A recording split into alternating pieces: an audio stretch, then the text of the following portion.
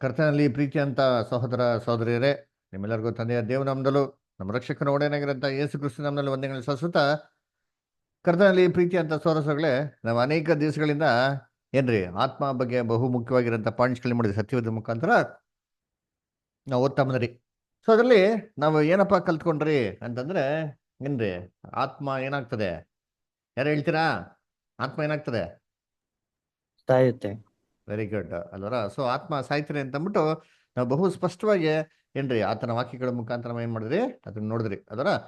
So ಅದಕ್ಕೆ ಅದನ್ನ ನೋಡಿದ ನಂತರ ನಾವು ವಾಕ್ಯದ ಮುಖಾಂತರನೇ ಹಾಗಾದ್ರೆ ಆತ್ಮ ಸಾಯ್ದ ರೀತಿಲಿ ಅಭಿಪ್ರಾಯ ಇರುವಂತ ಎಷ್ಟೋ ವಾಕ್ಯಗಳಿದೆ ಅಲ್ವಾ. ಆ ವಾಕ್ಯಗಳ ಅರ್ಥ ಏನಪ್ಪ ನಾವ್ ಏನ್ ಮಾಡಿದ್ರಿ ಅದನ್ನ ನೋಡಿದ್ರಿ ಕಳೆದ ವಾರ. ಮತ್ತೆ ಅದು ಆಚೆ ವಾರ ಅದ್ರ ಬಗ್ಗೆ ಫುಲ್ಲು ಬೈಬಲ್ ಅಂತ ಎಲ್ಲೆಲ್ಲ ವಾಕ್ಯಗಳಿದೆಯೋ ಆ ವಾಕ್ಯಗಳೆಲ್ಲ ತೆರೆದಿ ಆ ವಾಕ್ಯಗಳಂತ ಅರ್ಥಗಳು ಏನಂತ ನಾವ್ ಏನ್ ಮಾಡಿದ್ರಿ ಬಹು ಸ್ಪಷ್ಟವಾಗಿ ನಾವು ಕ್ಲಿಯರ್ ಆಗಿ ನೋಡಿದ್ರಿ ಅದರ. ಸೊ ಇದೆಲ್ಲ ನೋಡಿದ ನಂತರ ನಮಗೆ ಇರೋಂಥದ್ದು ಇನ್ನು ಒಂದೇ ಒಂದು ಸಂದೇಹ ಕೊಡಂತ ವಿಚಾರ, ಅದು ಯಾವ್ದಪ್ಪ ಅಂತಂದ್ರೆ ದರಿದ್ರನಾಗಿರೋಂಥ ಲಾಜರು ಮತ್ತು ಐಶ್ವರ್ಯವಂತನು ಅದರ. ಇದು ಮನಸ್ಸಲ್ಲಿ ತುಂಬಾ ಒಂದು ಸಂದೇಹ ಬರೋಂಥದ್ದು. ಆಮೇಲೆ ತುಂಬಾ ಕ್ಲಿಯರ್ ಆಗಿ ಆತ್ಮ ಸಾಯೋದಿಲ್ಲ ಅಂತ ಅಭಿಪ್ರಾಯ ಕೊಡೋಂಥ ಒಂದು ವಾಕ್ಯಗಳಾಗಿದೆ.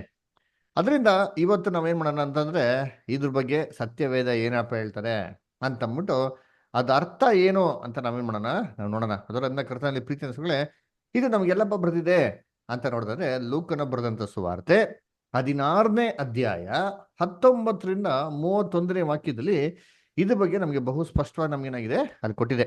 ಅಂದ್ರೆ ನಾವೇನಪ್ಪ ಮಾಡೋಣ ಅಂತಂದ್ರೆ ಮೊದಲು ಆ ವಾಕ್ಯಗಳನ್ನ ಓದ್ಬಿಟ್ಟು ಇದಾಗಿದ್ದ ನಂತರ ಇದ್ರದ ಒಂದು ಅರ್ಥಗಳೇನಪ್ಪಾ ಅಂತ ನಾವೇನ್ ಮಾಡೋಣ ನೋಡೋಣ ಅದರ. ಅದಕ್ಕೆ ಏನ್ರಿ ದಯವಿಟ್ಟು ತಮ್ಮ ತಮ್ಮ ಬೈಬಲ್ಗಳನ್ನ ಲೂಕ್ 16ನೇ ಅಧ್ಯಾಯ 19ರಿಂದ 31ವರೆಗೂ ತೆಗಿಬೇಕು ನಾನು ಕೇಳ್ಕೊಂತೀನಿ ಅದರ. ಅದಕ್ಕೆ ಓದೋಣ ನಿಂತೀನಿ 19ನೇ ವಾಕ್ಯ ದಯವಿಟ್ಟು ಯಾರೋ ಓದ್ತೀರಾ? ಲೂಕ 16:19. ಐಶ್ವರ್ಯವಂತನಾದ ಒಬ್ಬ ಮನುಷ್ಯನಿದ್ದನು. ಅವನು ಸಕಾಲಾತಿ ನಯವಾದ ನಾರುಮುಡಿ ಮುಂತಾದ ವಸ್ತ್ರಗಳನ್ನು ಧರಿಸಿಕೊಂಡು ಪ್ರತಿದಿನವೂ ವೈಭವದೊಡನೆ ಸುಖ ಸಂತೋಷ ಪಡುತ್ತಿದ್ದನು. ನೋಡ್ರಾ? ಸರಿ, ನೋಡ್ಬೇಕಂತ ಹೇಳ್ತಾರೆ ಐಶ್ವರ್ಯವಂತನಾಗಿರಂತ ಒಬ್ಬ ಮನುಷ್ಯನಿದ್ದನು. ಅವನು ಸಕಲಾತಿ ನಯವಾದ ನಾರು ಮುಡಿಯನ್ನು ಮುಂತಾದ ವಸ್ತ್ರಗಳನ್ನು ಧರಿಸ್ಕೊಂಡು ಪ್ರತಿ ದಿನವೂ ವೈಭವದಿಂದ ಹೆಂಗಿದ್ದಂತೆ ಅವನು ಸಂತೋಷದಿಂದ ಇದ್ದನು ಅಂತ ಏನ್ ಮಾಡಿದೆ ನಮಗೆ ವಾಕ್ಯದಲ್ಲಿ ಕೊಟ್ಟಿದೆ. ಸೊ ನೆಕ್ಸ್ಟ್ ವಾಕ್ಯ ನೋಡ್ತೀವಿ 20 ಮತ್ತು 21. ಅವನ ಮನೆ ಬಾಗಿಲಲ್ಲಿ ಲಾಜರನೆಂಬ ಒಬ್ಬ ಭಿಕ್ಷಗಾರನು ಬಿದ್ದುಕೊಂಡಿದ್ದನು. ಇವನು ಮೈತುಂಬ ಉಣ್ಣೆದ್ದವನು. ಐಶ್ವರ್ಯವಂತನ ಮೇಜಿನಿಂದ ಬಿದ್ದ ಎಂಜಲನ್ನು ತಿಂದು ಹಸಿವು ತೀರಿಸಿಕೊಳ್ಳಬೇಕೆಂದಿದ್ದನು. ಇಷ್ಟು ಮಾತ್ರವಲ್ಲದೆ ನಾಯಿಗಳು ಸಹ ಬಂದು ಅವನ ಹುಣ್ಣುಗಳನ್ನು ನೆಕ್ಕುವವು. ಹ್ಮ್ ನೋಡ್ರಿ ಏನಪ್ಪ ಹೇಳ್ತಾರೆ, ಈ ಒಂದು ಐಶ್ವರ್ಯವಂತನ ಮನೆ ಬಾಗಿಲ್ ಬಲಿಯಲ್ಲಿ ಒಬ್ಬ ಭಿಕ್ಷುಕಗಾರನೇ ಬಿದ್ದುಕೊಂಡಿದ್ದಂತೆ. ಅವನು ಎಂಥ ಒಂದು ದುರ್ಸ್ಥಿತಿಯಲ್ಲಿ ಇದ್ದ ಅಂತ ನೋಡೋದಂತಂದ್ರೆ ಮೈ ತುಂಬ ಏನಾಗಿದೆ ಅಂತೆ, ಉಣ್ಣು ಉಣ್ಣಾಗಿದ್ದಂತೆ. ಅವನು ಏನಪ್ಪ ಮಾಡ್ತಾ ಇದ್ರೆ ಈ ಐಶ್ವರ್ಯವಂತನ ಮೇಜಿಂದ ಏನಾರ ಒಂದು ಏನ್ರಿ ಒಂದು ಎಂಜಲ್ಲು ಅದ ರೊಟ್ಟಿಗಳು ಅಲ್ಲ ಏನೋ ಬೀಳ್ತಾರೆ ಅಂತ ಅಂದ್ಬಿಟ್ಟು ಎಂದ್ರೆ ಅದು ಕಾಯ್ಕೊಂಡು ಕೂತಿದ್ನಂತೆ. ಅದರಿಂದ ಅವನ ಮೇಜಿಂದ ಬಿದ್ದಂತ ಆಹಾರನ ತಿಂದುಕೊಂಡು ತನ್ನ ಹಸಿವನ್ನ ಏನ್ ಮಾಡ್ತಂತೆ ಅವನು ಅವನು ನೀಗಿಸ್ಕೊಂತಾ ಇದ್ದೆ ಅಂತೆ. ಅವನು ಎಷ್ಟು ಒಂದು ವರ್ಸ್ಟ್ ಕಂಡೀಷನ್ ಬಿದ್ದಿದ್ದ ಅಂತಂದ್ರೆ ವಾಕ್ಯ ಏನಪ್ಪ ಹೇಳ್ತಾನೆ ಅಂತಂದ್ರೆ ಅವನ ಮೈಯೆಲ್ಲ ಏನಾಗಿತ್ತಂತೆ, ಹುಣ್ಣಾಗಿತ್ತಂತೆ. ಯಾವ ತರ ಹುಣ್ಣಾಗಿತ್ತಪ್ಪ ಅಂತ ನೋಡಿದ್ರೆ ನಾಯಿಗಳು ಬಂದ್ಬಿಟ್ಟು ಆ ಹುಣ್ಣನ್ ಏನ್ ಮಾಡ್ತಾ ಇದ್ದಂತೆ, ನೆಕ್ತಾ ಇತ್ತು ಅಂತ ಕೂಡ ನಾವ್ ಏನ್ ಮಾಡ್ತೀವಿ ನೋಡ್ತೇವೆ ಅಲ್ರ. ಸೊ ನೆಕ್ಸ್ಟ್ ಏನಾಯ್ತು ಅಂತಂದ್ರೆ ಇದೇ ತರ ಒಂದಿನ ಬಂತಂತೆ, ಇಬ್ರು ತೀರೋದ್ರಂತೆ. ಏನಾಯ್ತು ಅವಾಗ? 22ನೇ ವಾಕ್ಯ. ಹೀಗಿರುವಲ್ಲಿ ಸ್ವಲ್ಪ ಕಾಲದ ಮೇಲೆ ಆ ಭಿಕ್ಷುಗಾರನು ಸತ್ತನು. ದೇವದೂತರು ಅವನನ್ನು ತೆಗೆದುಕೊಂಡು ಹೋಗಿ ಅಬ್ರಹಾಮನ ಎದೆಗೆ ಒರಗಿಸಿದರು. ಆ ಐಶ್ವರ್ಯವಂತನು ಸಹ ಸತ್ತನು. ಅವನಿಗೆ ಉತ್ತರ ಕ್ರಿಯೆಗಳು ಆದವು. ನೋಡ್ರಾ? ಸೊ ಅದೇನ್ ಹೇಳ್ತಾನಂದ್ರೆ ಏನ್ರಿ, ಹಿಂಗೆ ಇದ್ದಿದ್ಮೇಲೆ ಸ್ವಲ್ಪ ದಿನಗಳಾದ್ಮೇಲೆ ಭಿಕ್ಷುಗಾರ ಏನಾದಂತೆ, ಸತ್ತನು ಅಲ್ವರ. ಅದಕ್ಕೆ ನೋಡ್ಬೇಕಾದ್ರೆ ದೇವದೂತರು ಅವನ್ನ ಏನಪ್ಪ ಮಾಡಿದ್ರು ಅಂತಂದ್ರೆ ಅಬ್ರಾಹ್ಮನ ಎದಕ್ಕೆ ತೊಗೊಂಡೋಗಿ ಒರೆಸ್ಬಿಟ್ರಂತೆ ರೀ ಅಲ್ವರ. ಆಮೇಲೆ ಅದೇ ಥರ ಐಶ್ವರ್ಯವಂತನ್ ಕೂಡ ಏನ್ರಿ ಸತ್ತನಂತೆ ಅಲ್ವರ. ಅವನಿಗೇನಾಯ್ತು ಅಂದ್ರೆ ಉತ್ತರ ಕ್ರಿಯೆ ಆಯ್ತಂತೆ ಅಲ್ವರ. ನೋಡಿ ಇಬ್ರು ಸತ್ತಾಗ್ಬಿಟ್ಟಾರೆ ಏನ್ರಿ, ಒಬ್ರು ಅಬ್ರಾಹ್ಮ ಮನೇಲಿಗೆ ಹೋದ್ರು, ಇನ್ನೊಬ್ರಿಗೆ ಏನ್ರಿ ಉತ್ತರ ಕ್ರಿಯೆ ಆಯ್ತಂತೆ. ಸರಿ, ಉತ್ತರ ಕ್ರಿಯೆ ಆಗಿ ನೆಕ್ಸ್ಟ್ ಏನಾಯ್ತು? 23 ಮತ್ತು 24ನೇ ವಾಕ್ಯ. ಅವನು ಪಾತಾಳದೊಳಗೆ ಯಾತನೆ ಪಡುತ್ತಾ ಇರುವಲ್ಲಿ ಕಣ್ಣೆತ್ತಿ ದೂರದಿಂದ ಅಬ್ರಹಾಮನನ್ನು ಇವನ ಎದೆಗೆ ಒರಗಿಕೊಂಡಿದ್ದ ಲಾಜರನನ್ನು ನೋಡಿ, ತಂದೆಯೇ ಅಬ್ರಹಾಮನೇ, ನನ್ನ ಮೇಲೆ ದಯವಿಟ್ಟು ಲಾಜರನನ್ನು ಕಳುಹಿಸು. ಅವನು ತನ್ನ ತುದಿ ಬೆರಳನ್ನು ನೀರಿನಲ್ಲಿ ಅದ್ದಿ ನನ್ನ ನಾಲಿಗೆಯನ್ನು ತಣ್ಣಗೆ ಮಾಡಲಿ.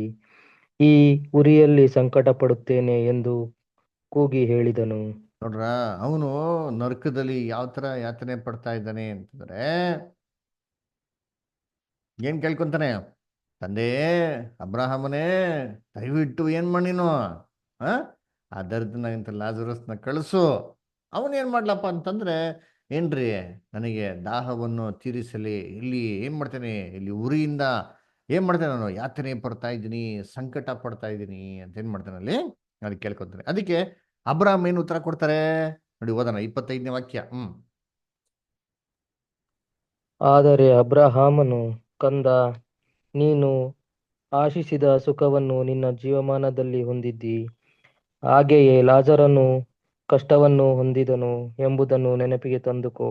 ಹ್ಮ್ ಈಗಲಾದರೂ ಹ್ಮ್ ಇಲ್ಲಿ ಇವನಿಗೆ ಸಮಾಧಾನ, ಆದರೆ ನಿನಗೆ ಸಂಕಟ. ನೋಡ್ರ, ಅದಕ್ಕೆ ಅಬ್ರಾಹ್ಮ್ ಏನಪ್ಪ ಉತ್ತರ ಕೊಡ್ತಾರೆ? ಕಂದ ಏನ್ರಿ, ನಿನಗೆ ಏನ್ ಸಿಕ್ತು? ಸುಖವನ್ನೆಲ್ಲ ಸಿಕ್ತು ಅದರ. ನಿನ್ ಜೀವಮಾನದಲ್ಲೆಲ್ಲ ಏನ್ ಮಾಡಿದೆಲ್ಲ ಹೊಂದ್ಕೊಂಡಿದ್ಯಾ ಅದರ. ಅವಾಗ ಲಾಜರಸ್ಗೆ ಕಷ್ಟ ಆಯ್ತು ನೆನ್ಸ್ಕೋ. ಅದಕ್ಕೆ ಇವಾಗ ಅವನ್ಗೇನ್ರಿ ಸಂತೋಷ, ನಿನಗೇನ್ರಿ ಕಷ್ಟ, ನಿನಗೆ ಸಂಕಟ ಅಂತ ಏನ್ ಮಾಡ್ತಾರೆ ಹೇಳ್ತಾರೆ ಅಲ್ವರ. ಆಮೇಲೆ ಇನ್ನೊಂದು ಮಾತು ಕೂಡ ಹೇಳ್ತಾರೆ. ಏನಪ್ಪ ಹೇಳ್ತಾರೆ ಅಂತಂದ್ರೆ, ನೋಡಪ್ಪ, ಈ ಕಡೆಯಿಂದ ಆ ಕಡೆಗೆ ಯಾರು ಬರೋಕ್ಕಾಗಲ್ಲ, ಆ ಕಡೆ ಈ ಕಡೆ ಯಾರು ಬರೋಕ್ಕಾಗಲ್ಲ, ಯಾಕಂದ್ರೆ ಸೆಂಟ್ರಲ್ ಇಂದ ದೊಡ್ಡ ದೊಡ್ಡ ಗ್ಯಾಪ್ ಇದೆ ಅಂತ ಹೇಳ್ತಾರೆ ನೋಡಿ, 26ನೇ ವಾಕ್ಯ. ಇದು ಮಾತ್ರವಲ್ಲದೆ ನಮಗೂ ನಿಮಗೂ ನಡುವೆ ದೊಡ್ಡದೊಂದು ಡೊಂಗರ ಸ್ಥಾಪಿಸಿದೆ. ಆದ ಕಾರಣ ಈ ಕಡೆಯಿಂದ ನಿಮ್ಮ ಬಳಿಗೆ ಹೋಗಬೇಕೆಂದಿರುವವರು ಹೋಗಲಾರರು, ಮತ್ತು ಆ ಕಡೆಯಿಂದ ನಮ್ಮ ಬಳಿಗೆ ಯಾರು ದಾಟುವುದಕ್ಕಾಗದು ಅಂದನು. ನೋಡ್ರ, ಏನ್ರಿ ದೊಡ್ಡ ಡಂಗೂರ ಇದೆ, ಅದರಿಂದ ಆ ಕಡೆಯಿಂದ ಈ ಕಡೆ ಒಬ್ರು ಬರೋಕ್ಕಾಗಲ್ಲ, ಏನ್ರಿ ಈ ಕಡೆಯಿಂದ ಆ ಕಡೆಗೆ ಒಬ್ರು ಏನಕ್ಕಾಗಲ್ಲ, ಹೋಗೋದಿಕ್ಕಾಗಲ್ಲ ಅಂತ ಹೇಳ್ತಾರೆ. ಅದಕ್ಕೆ ಏನಪ್ಪ ಮಾಡ್ತಾನೆ ಐಶ್ವರ್ಯಂತನು, ಆಯ್ತು ಸ್ವಾಮಿ, ಅಟ್ಲೀಸ್ಟು ಏನ್ ಮಾಡಿ ಅಲ್ಲಿ ನಮ್ಮ ಮನೆಗೆ ಕಳಿಸ್ಕೊಡಿ ಅಂತ ಕೇಳ್ಕೊಂತಾರೆ. ಯಾಕೆ? ನಮ್ಮ ಮನೇಲಿ ಇನ್ನ 5 ಜನ ಏನಾಗಿದ್ದಾರೆ, ಸಹೋದರಗಳಿದ್ದಾರೆ.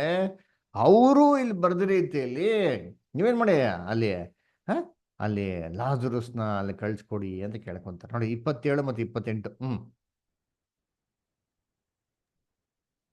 ಆಗ ಅವನು, ಅಪ್ಪ, ಹಾಗಾದರೆ ಲಾಜರನನ್ನು ನನ್ನ ತಂದೆಯ ಮನೆಗೆ ಕಳುಹಿಸಬೇಕೆಂದು ನಿನ್ನನ್ನು ಬೇಡಿಕೊಳ್ಳುತ್ತೇನೆ. ನನಗೆ 5 ಮಂದಿ ಅಣ್ಣ ತಮ್ಮಂದಿರಿದ್ದಾರೆ. ಅವರೂ ಸಹ ಈ ಯಾತನೆಯ ಸ್ಥಳಕ್ಕೆ ಬಾರದಂತೆ ಅವನು ತಾನು ಕಂಡದ್ದನ್ನು ಅವರಿಗೆ ಚೆನ್ನಾಗಿ ಹೇಳಲಿ ಅಂದನು. ನೋಡ್ರ, ನಮ್ಮ ಮನೇಲಿ 5 ಜನ ಸಹೋದರಿದ್ದಾರೆ, ಅವರೆಲ್ಲ ಬಂದ್ಬಿಟ್ಟಾರೋ, ಅದರಿಂದ ನೀವು ಕಂಡದ್ದೇನ್ ಮಾಡ್ಲಿ, ಹೋಗ್ಬಿಟ್ಟು ಕ್ಲೀನಾಗಿ ಅವ್ರಿಗೆ ಹೇಳಿ ಅಂತ ಏನ್ ಮಾಡ್ತಾರೆ ಅಲ್ಲಿ ಅಲ್ಲಿ ಹೇಳ್ತಾರೆ. ಅದಕ್ಕೆ ಅಬ್ರಾಮ್ ಏನು ಉತ್ತರ ಕೊಡ್ತಾರೆ? ಹ ಸರಿ, ಕಳ್ಸ್ಕೊಡ್ತೀನಿ ಅಂತಂತಾರ ನೋಡಿ. ಅವ್ರು ಏನ್ ಹೇಳ್ತಾರೆ ನೋಡೋಣ, 29ನೇ ವಾಕ್ಯ. ಆದರೆ ಅಬ್ರಹಾಮನು, ಮೋಶೆಯ ಧರ್ಮಶಾಸ್ತ್ರವು ಪ್ರವಾದಿಗಳ ಗ್ರಂಥಗಳು ಅವರಲ್ಲಿ ಅವೆ, ಅವುಗಳನ್ನು ಕೇಳಲಿ ಅನ್ನಲು ಹ್ಮ್ ಅವನು ತಂದೆ ಓದಿ ಓದಿ ಓದಿ ಬ್ರದರ್. ಅವನು ತಂದೆಯೇ ಅಬ್ರಹಾಮನೇ, ಹಾಗಲ್ಲ, ಸತ್ತವರ ಕಡೆಯಿಂದ ಒಬ್ಬನು ಅವರ ಬಳಿಗೆ ಹೋದರೆ ಅವರು ದೇವರ ಕಡೆಗೆ ತಿರುಗಿಕೊಳ್ಳುವರು ಅಂದನು. ನೋಡ್ರ, ಅದಕ್ಕೆ ಅಬ್ರಾಹಂ ಏನ್ ಹೇಳ್ತಾರೆ? ಹಾ ಏನ್ರಿ, ಹಾ ಅವ್ರಿಗೆಲ್ಲ ಮೋಶೆ ಧರ್ಮಸ್ಥಳ ಐತಲ್ಲ, ಓದ್ಲಿ ಬಿಡು ಅಂತ ಹೇಳ್ತಾರೆ. ಹಂಗಲ್ಲ ಸರ್, ಹತ್ತೋರೊಳಗಿಂದ ಒಬ್ರು ಹೋದ್ರೆ ಖಂಡಿತವಾಗಿ ಏನ್ ಮಾಡ್ತಾರೆ ಅವರು ಕೇಳ್ತಾರೆ ಅಂತ ಹೇಳ್ತಾರೆ. ಅದಕ್ಕೆ ಹೇಳ್ತಾರೆ, ಅವ್ರ ಮಾತನ್ನ ಕೇಳಿದ್ರೆ ಇವ್ರ ಮಾತೆಲ್ಲಪ್ಪ ಕೇಳ್ತಾರೆ ಅಂತ ಏನ್ ಮಾಡ್ತಾರೆ ಹೇಳ್ತಾರೆ ಅಲ್ವರ.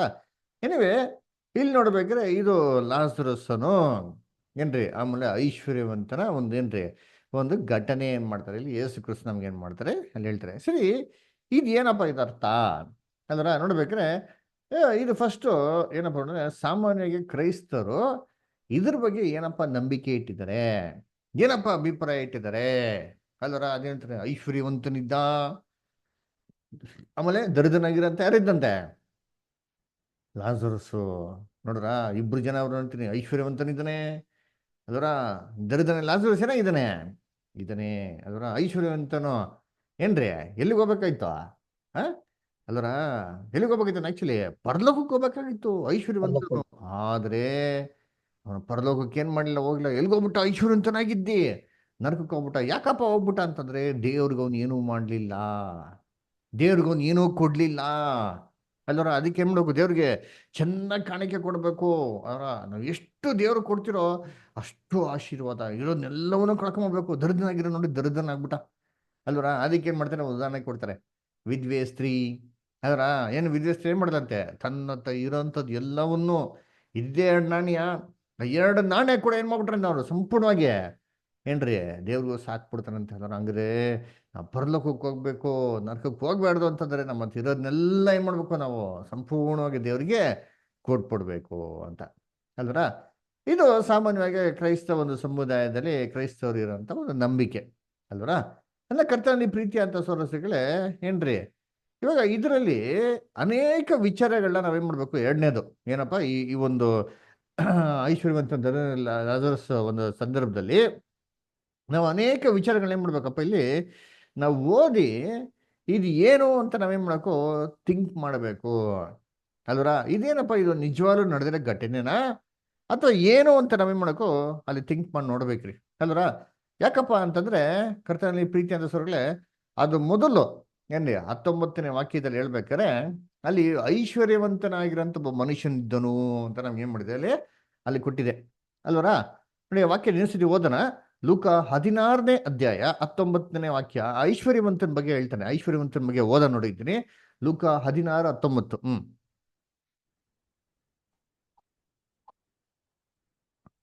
ಹೋದ್ರಿ ಯಾರು ಬ್ರದರ್ ಸಿಸ್ಟರ್ಸ್, ಯಾರು ಓದ್ತೀರಾ? ಐಶ್ವರ್ಯವಂತನಾದ ಒಬ್ಬ ಮನುಷ್ಯನಿದ್ದನು. ಐಶ್ವರ್ಯವಂತನಾದ ಒಬ್ಬ ಮನುಷ್ಯನಿದ್ದನು, ಅವನು ಪ್ರತಿದಿನವೂ ವೈಭವದೊಡನೆ ಸುಖ ಸಂತೋಷ ಪಡುತ್ತಿದ್ದನು. ಓಕೆ ಸರಿ, ಐಶ್ವರ್ಯವಂತನಾಗಿರಂತ ಒಬ್ಬ ಮನುಷ್ಯನಿದ್ದನು ಅದರ. ಅವನು ಸಕಲಾತಿ ನಯವಾದ ನಾರುಮುಡಿ ಮುಂತಾದ ವಸ್ತ್ರವನ್ನು ಧರಿಸಿಕೊಂಡು ಪ್ರತಿದಿನವೂ ವೈಭವದಿಂದ ಸುಖ ಸಂತೋಷದಿಂದಿದ್ದನು ಅಂತ ಕೊಟ್ಟಿದೆ ಅದರ. ಅಂತ ಕರ್ತನಲ್ಲಿ ಪ್ರೀತಿ ಅಂತ ಸೋದರಗಳೇ, ಇಲ್ಲಿ ನೀವು ವಾಕ್ಯದಲ್ಲಿ ಅಬ್ಸರ್ವ್ ಮಾಡ್ದ ಅಂತಂದ್ರೆ ಈ ಐಶ್ವರ್ಯವಂತವನು ಕೆಟ್ಟವನು, ಇವನು ದುಷ್ಟನು ಅದರ, ಇವನು ದೇವ್ರಿಗೆ ಏನು ಕಾಣಿಕೆ ಕೊಡ್ಲಿಲ್ಲ ಅದರ ಅಂತಂದ್ಬಿಟ್ಟು ಏನೋ ವಾಕ್ಯದಲ್ಲಿ ಮಾಡಲಿಲ್ಲ, ಅಲ್ಲಿ ಏನೋ ಕೊಡ್ಲಿಲ್ಲ ರೀ ಅದರ. ಅವನು ಕ್ಯಾರೆಕ್ಟರ್ ಬಗ್ಗೆ ಏನೋ ಒಂದು ಕೊಟ್ಟೇ ಇಲ್ಲ ರಿಪೋರ್ಟ್. ನೀವು ಅಬ್ಸರ್ವ್ ಮಾಡ್ರಿ ಅಂತೀನಿ ಅದರ. ಐಶ್ವರ್ಯವಂತನಾಗಿರೋ ಒಬ್ಬ ಮನುಷ್ಯನಿದ್ದನು ಅಂತ ಹೇಳ್ತಾರೆ. ಅವನು ಸಕಲಾತಿ ನಯವಾದ ನಾರುಮುಡಿಗಳನ್ನ ಧರಿಸ್ಕೊಂಡು ಏನ್ರಿ ಪ್ರತಿದಿನವೂ ವೈಭವದಿಂದ ಸುಖ ಸಂತೋಷದಿಂದ ಇದ್ದನು ಅಂತ ಹೇಳ್ತಾರೆ ಅದರ. ಸರಿ, ಏನ್ ತಪ್ಪಿದೆ ಅದಲ್ಲಿ? ಏನ್ ತಪ್ಪಿದ್ಯಾ? ಏನು ತಪ್ಪಿಲ್ಲ ರೀ, ಅದಲ್ಲಿ ಏನೋ ತಪ್ಪಿಲ್ಲ ರೀ. ಯಾಕಂದ್ರೆ ಸತ್ಯವೇದದಲ್ಲಿ ನಾವೇನ್ ಮಾಡ್ತೀರಿ, ಎಷ್ಟೋ ಐಶ್ವರ್ಯವಂತರ ಬಗ್ಗೆ ನೋಡ್ತೀರಿ ಅದರ. ಅಬ್ರಹಾಮನು ಏನ್ರಿ ಅಲ್ಲಿ ಏನ್ರಿ ಅಲ್ಲ ಸೋದೋಮ್ ಗೊಮ್ರ ಜಾಗದಲ್ಲಿ ಅವ್ರು ನಿವಾಸ ಮಾಡಕ್ಕೆ ಆಗಿಲ್ವಂತೆ. ಅಷ್ಟೊಂದು ಏರವಾಗಿತ್ತಂತೆ ಅವ್ರಿಗೂ ಮತ್ತೆ ಲೋತಿನ ಒಂದು ಜನಗಳಿಗಿರಂತ ಆಸ್ತಿ. ಇಬ್ರು ಬೇರೆ ಬೇರೆ ಆಗ್ಬಿಡ್ತಾರೆ ಅಲ್ವರ. ಸೊ ಅಬ್ರಾಮು ಅಷ್ಟೊಂದು ದೊಡ್ಡ ಶ್ರೀಮಂತನ ರೀ ಅಲ್ವರ. ಏನ್ರಿ ಸಕಲಾತಿ ನಯವಾದ ನಾರುಮುಡಿಗಳನ್ನ ಧರಿಸ್ಕೊಂಡು ಇವರು ಸುಖದಿಂದ ಸಂತೋಷನ ಚೆನ್ನಾಗಿದ್ರಲ್ವಾ. ಯೋಬು ಜೀವನದಲ್ಲಿ ಯೋಬ್ ಹೆಂಗಿದ್ದಂತೆ ಅಲ್ವರ. ಯೋಬ್ ನೋಡ್ಬೇಕಾದ್ರೆ ಏನ್ರಿ ಎಲ್ಲಾ ಮೂಣನ ದಿಕ್ಕಂತ ಎಲ್ಲಾ ಒಂದು ಮನುಷ್ಯರಲ್ಲಿ ತುಂಬಾ ಅತಿ ದೊಡ್ಡ ಶ್ರೀಮಂತನು ಅಂತ ನೋಡ್ತೀರಿ. ದಾವೀದನೋ ಇಸ್ರೇಲ್ಗೆ ಅರಸನೋ ಅದರ, ದೇವ್ರಿಗೆ ತುಂಬಾ ಅತಿ ಪ್ರಿಯನೋ. ಅವನ ಮಗಿದೆ ಅಂತ ಸೋಲೋಮನೋ ಏನ್ರಿ ಅವನ ಆಳ್ವಿಕೆಯಲ್ಲಿ ಒಂದು ಯುದ್ಧ ಕೂಡ ಇರಲ್ಲ. ಅಷ್ಟೊಂದು ದೊಡ್ಡ ಶ್ರೀಮಂತಿಕೆಯಿಂದ ಇವ್ರು ಆಳಿರೋದು ನಾವೇನ್ ಮಾಡ್ತೀವಿ ನೋಡ್ತೀರಿ ಅಲ್ಲರ. ಅದನ್ನ ನೋಡ್ಬೇಕಾದ್ರೆ ಕರ್ತನಲ್ಲಿ ಪ್ರೀತಿ ಅಂತ ಸೊಗಳೆ ಐಶ್ವರ್ಯವಂತನಾಗಿರೋದು ತಪ್ಪ ಅಂತಂದ್ರೆ ಐಶ್ವರ್ಯವಂತನಾಗಿರೋದು ತಪ್ಪಲ್ಲ ರೀ ಅಲ್ವರ. ಯಾಕಪ್ಪ ಅಂತ ನೋಡ್ಬೇಕಾದ್ರೆ ಕರ್ತನಲ್ಲಿ ಪ್ರೀತಿ ಅಂತ ಸೊಗಳೆ ಸತ್ಯವೇದದಲ್ಲಿ ದೇವರು ಇಸ್ರೇಲ್ ಜನಗಳಿಗೆ ನ್ಯಾಯ ಪ್ರಮಾಣ ಕೊಡ್ಬೇಕಾದ್ರೆ ಇಸ್ರೇಲ್ ಜನಗಳಿಗೆ ಏನಪ್ಪ ಹೇಳಿದ್ರು ಅಂತಂದ್ರೆ, ನೀವು ನನ್ನ ಆಜ್ಞೆಗಳನ್ನ ಕೈಗೊಂಡು ವಿಧೇಯರಾಗಿ ನಡೆದ ಅಂತಂದ್ರೆ ಈ ಲೋಕದಂತ ಎಲ್ಲಾ ಆಶೀರ್ವಾದಗಳನ್ನ ನಿಮಗೇನ್ ಮಾಡ್ತೀನಿ, ಧಾರಾಳವಾಗಿ ನಿಮ್ಗೆ ದಯಪಾಲಿಸ್ತೀನಿ, ನೀವು ಎಲ್ಲಾರಕ್ಕಿಂತ ತುಂಬಾ ಶ್ರೀಮಂತನಾಗಿರ್ತೀರಾ ಅಂತ ಅಂದ್ಬಿಟ್ಟು ದೇವರೇ ಇಸ್ರೇಲ್ ಜನಗಳಿಗೆ ಏನ್ ಮಾಡಿದ್ರು, ವಾಗ್ದಾನನ ಮಾಡಿದ್ರು. ನೋಡಿ ಓದನ ಧರ್ಮೋಪದೇಶ ಕಾಂಡ 28ನೇ ಅಧ್ಯಾಯ ವಾಕ್ಯ 1-5. ಧರ್ಮೋಪದೇಶ ಕಾಂಡ 28ನೇ ಅಧ್ಯಾಯ ವಾಕ್ಯ 1-5 ಓದ್ತೀರಾ? ರಮೇಶ್ ಸರ್ ಓದಿ, ಜೋಲ್ ಬದರ್ ಓದಿ. ನೀವು ನಿಮ್ಮ ದೇವರಾದ ಯೆಹೋವನ ಮಾತನ್ನು ಶ್ರದ್ಧೆಯಿಂದ ಕೇಳಿ, ನಾನು ಈಗ ನಿಮಗೆ ಬೋಧಿಸುವ ಆತನ ಆಜ್ಞೆಗಳನ್ನೆಲ್ಲ ಅನುಸರಿಸಿ ನಡೆದರೆ ಆತನು ಭೂಮಿಯ ಮೇಲಿರುವ ಎಲ್ಲಾ ಜನಾಂಗಗಳಿಗಿಂತಲೂ ನಿಮ್ಮನ್ನು ಉನ್ನತ ಸ್ಥಿತಿಗೆ ತರುವನು. ನಿಮ್ಮ ದೇವರಾದ ಯೆಹೋವನ ಮಾತಿಗೆ ಕಿವಿಗೊಟ್ಟು ನಡೆದರೆ ಈ ಶುಭಗಳೆಲ್ಲ ನಿಮಗೆ ಪ್ರಾಪ್ತವಾಗುವವು. ಯಾವುದೆಂದರೆ, ನಿಮಗೆ ಊರಲ್ಲಿಯೂ ಅಡವಿಯಲ್ಲಿಯೂ ಶುಭ ಉಂಟಾಗುವುದು. ನಿಮ್ಮ ಸಂತಾನ ವ್ಯವಸಾಯಗಳಿಗೂ ದನಕುರಿ ಮುಂತಾದ ಪಶುಗಳಿಗೂ ಶುಭ ಉಂಟಾಗುವುದು. ನಿಮ್ಮ ಪುಟ್ಟಿಗಳಿಗೂ ಕೋಣವಿಗೆಗಳಿಗೂ ಶುಭ ಉಂಟಾಗುವುದು. ನೋಡ್ರ, ಎಲ್ಲದರಲ್ಲೂ ಶುಭ ಉಂಟಾಗುವುದು. ನಿಮ್ಮ ಹೊಲದಲ್ಲಿ ಅದರ ಎಲ್ಲದರಲ್ಲೂ ಶುಭ ಉಂಟಾಗೋದು. ಶ್ರೀ ಸಂಪತ್ತು ನಿಮ್ಗೆ ದಯಪಾಲಿಸ್ತೀರಿ ಅಂತ ಏನ್ ಮಾಡ್ತಾರೆ ಅಲ್ಲಿ ದೇವರು ಏನ್ ಮಾಡಿದ್ರು? ಯಾರಿಗಪ್ಪ ಆಶೀರ್ವಾದ ಮಾಡಿದ್ರು ಅಂತಂದ್ರೆ ಇಸ್ರೇಲ್ ಜನಗಳಿಗೆ ಏನ್ ಮಾಡಿದ್ರು? ದೇವರು ಆಶೀರ್ವಾದ ಮಾಡಿದ್ರು. ಅದಕ್ಕೆ ನೋಡ್ಬೇಕಾದ್ರೆ ಕರ್ತನಲ್ಲಿ ಪ್ರೀತಿ ಅಂತ ದೇವ್ರು ಎಷ್ಟೋ ಭಕ್ತರುಗಳನ್ನ ದೇವ್ರು ಏನ್ ಮಾಡಿದ್ರೆ ಹೇರಾಳವಾಗಿ ಏನ್ ಮಾಡೋರು ಅಲ್ಲಿ ಸಿರಿ ಸಂಪತ್ತಿನ ಆಶೀರ್ವಾದ ಮಾಡೋದು ನಾವೇನ್ ಮಾಡ್ತೀರಿ ಅಲ್ಲಿ ಅಲ್ಲಿ ನೋಡ್ತೀರಿ ಅಲ್ವರ. ಅದಕ್ಕೆ ನೋಡ್ಬೇಕಾದ್ರೆ ಕರ್ತನಲ್ಲಿ ಪ್ರೀತಿ ಅನ್ಸೋಗಳೇ ಈ ಒಂದು ಲೂಕನ ಬರೆದಂತ ಸುವಾರ್ತೆಯಲ್ಲಿ ಐಶ್ವರ್ಯವಂತನು ಕೆಟ್ಟವನು ಅಂತ ಏನ್ ಮಾಡಲಿಲ್ಲ, ಕೊಡ್ಲಿಲ್ಲ. ಒಬ್ಬ ಯಹೂದ್ಯನಾಗಿ ದೇವರ ಆಶೀರ್ವಾದ ಅವ್ರಿಗೆಲ್ಲ ಬಂದಿದೆ ಅಂತಂದ್ರೆ ಇದು ದೇವರ ಒಂದು ದಯೆ ರೀ. ದೇವ್ರು ಕೊಟ್ಟಿರಂತ ಏನ್ರಿ ಒಂದು ಕೃಪೆ, ದಯೆ. ಇನ್ನೊಂದು ವಾಕ್ಯ ಓದೋ ನೋಡಿದ್ದೀನಿ. ಪ್ರಸಂಗಿ 5ನೇ ಅಧ್ಯಾಯ 19ನೇ ವಾಕ್ಯ. ಪ್ರಸಂಗಿ 5:19. ರಮ್ಯಾ ಸಿಸ್ಟರ್ ಓದ್ತೀರಾ?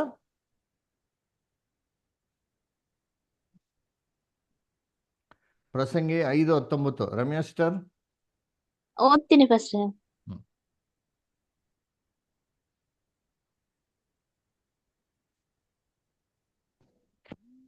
ಮ್ಯೂಟ್ ಆಗಿದೆ ನೋಡಿ ಸಿಸ್ಟರ್.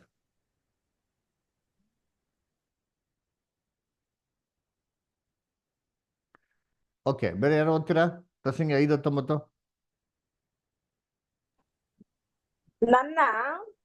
ನನ್ನ ನಲ್ಲನಿಗೆ ಕದ ತೆಗೆಯಬೇಕೆಂದು ಹೇಳಲು ಆ ಗುಳಿಯ ಗಿಡಿಗಳಲ್ಲಿ ನನ್ನ ಕೈಗಳಿಂದ ರಕ್ತ ಬೋಳವು, ನನ್ನ ಬೆರಳುಗಳಿಂದ ಅಚ್ಚ ರಕ್ತ ಬೋಳವು ಸುರಿಯಿತು. ಸಿಸ್ಟರ್ ಪ್ರಸಂಗಿ ಓದಿ.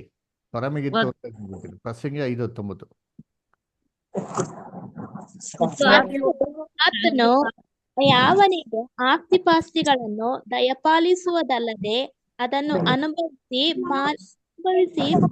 ಬಂದದ್ದನ್ನು ಹೊಂದಿ ತನ್ನ ಪ್ರಯಾಸದಲ್ಲಿ ಸಂತೋಷ ಪಡಲು ಶಕ್ತಿ ಕೊಡುವನೋ ಅವನ ಸುಖವು ದೇವರ ಅನುಗ್ರಹ. ಏನ್ರಿ ಅವನ ಸುಖವು? ಏನ್ರಿ ಯಾರ ಅನುಗ್ರಹ ಅಂತೆ? ದೇವರ ಅನುಗ್ರಹ ಅಂತೆ ನೋಡ್ರಿ. ಅಲ್ದ್ರ ಹಂಗಾರೆ ಸಕಲಾತಿ ನಯವಾದ ನಾರುಮುಡಿನ ಈ ವಸ್ತ್ರಗಳನ್ನ ಧರಿಸ್ಕೊಂಡು ಸುಖ ಸಂತೋಷದಿಂದ ವೈಭವ ಹೊಂದಿರೋದು ತಪ್ಪಿಲ್ಲ ರೀ. ಅದು ಯಾರು ಒಂದು ಅನುಗ್ರಹ ಅಂತಂದ್ರೆ ಈ ಸುಖ ದೇವರ ಅನುಗ್ರಹ ಅಂತೇನಾಗಿದೆ ವಾಕ್ಯದಲ್ಲಿ ಕೊಟ್ಟಿದೆ ಅಲ್ದ್ರ. ಸರಿ ಏನ್ರಿ, ಇನ್ಫ್ಯಾಕ್ಟ್ ನೋಡ್ಬೇಕಾದ್ರೆ ಐಶ್ವರ್ಯವಂತನ ಗುಣ ಏನಾಗಿದೆ ಗೊತ್ತಾ? ಕೆಟ್ಟವನಲ್ಲ ರೀ, ಒಂದ್ ರೀತಿ ಒಳ್ಳೆಯವನೇ.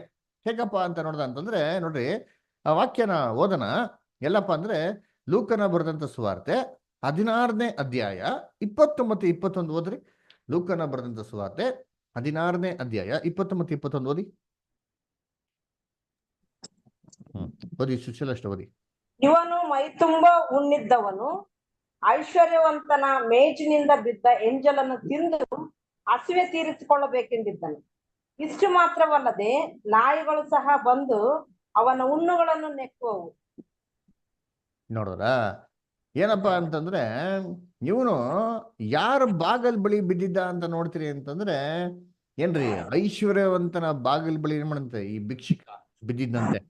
ಅಂದ್ರ ಯಾವ ಕಂಡೀಷನ್ ಅಲ್ಲಿ ಬಿದ್ದಿದ್ದ ಅಂತ ನೋಡ್ದಂದ್ರೆ ವಾಕ್ಯನ ಹೇಳ್ತಾರೆ, ಮೈ ತುಂಬಾ ಏನಾಗಿದಂತೆ ಉಣ್ಣುಳ್ಳವನಾಗಿದಂತೆ.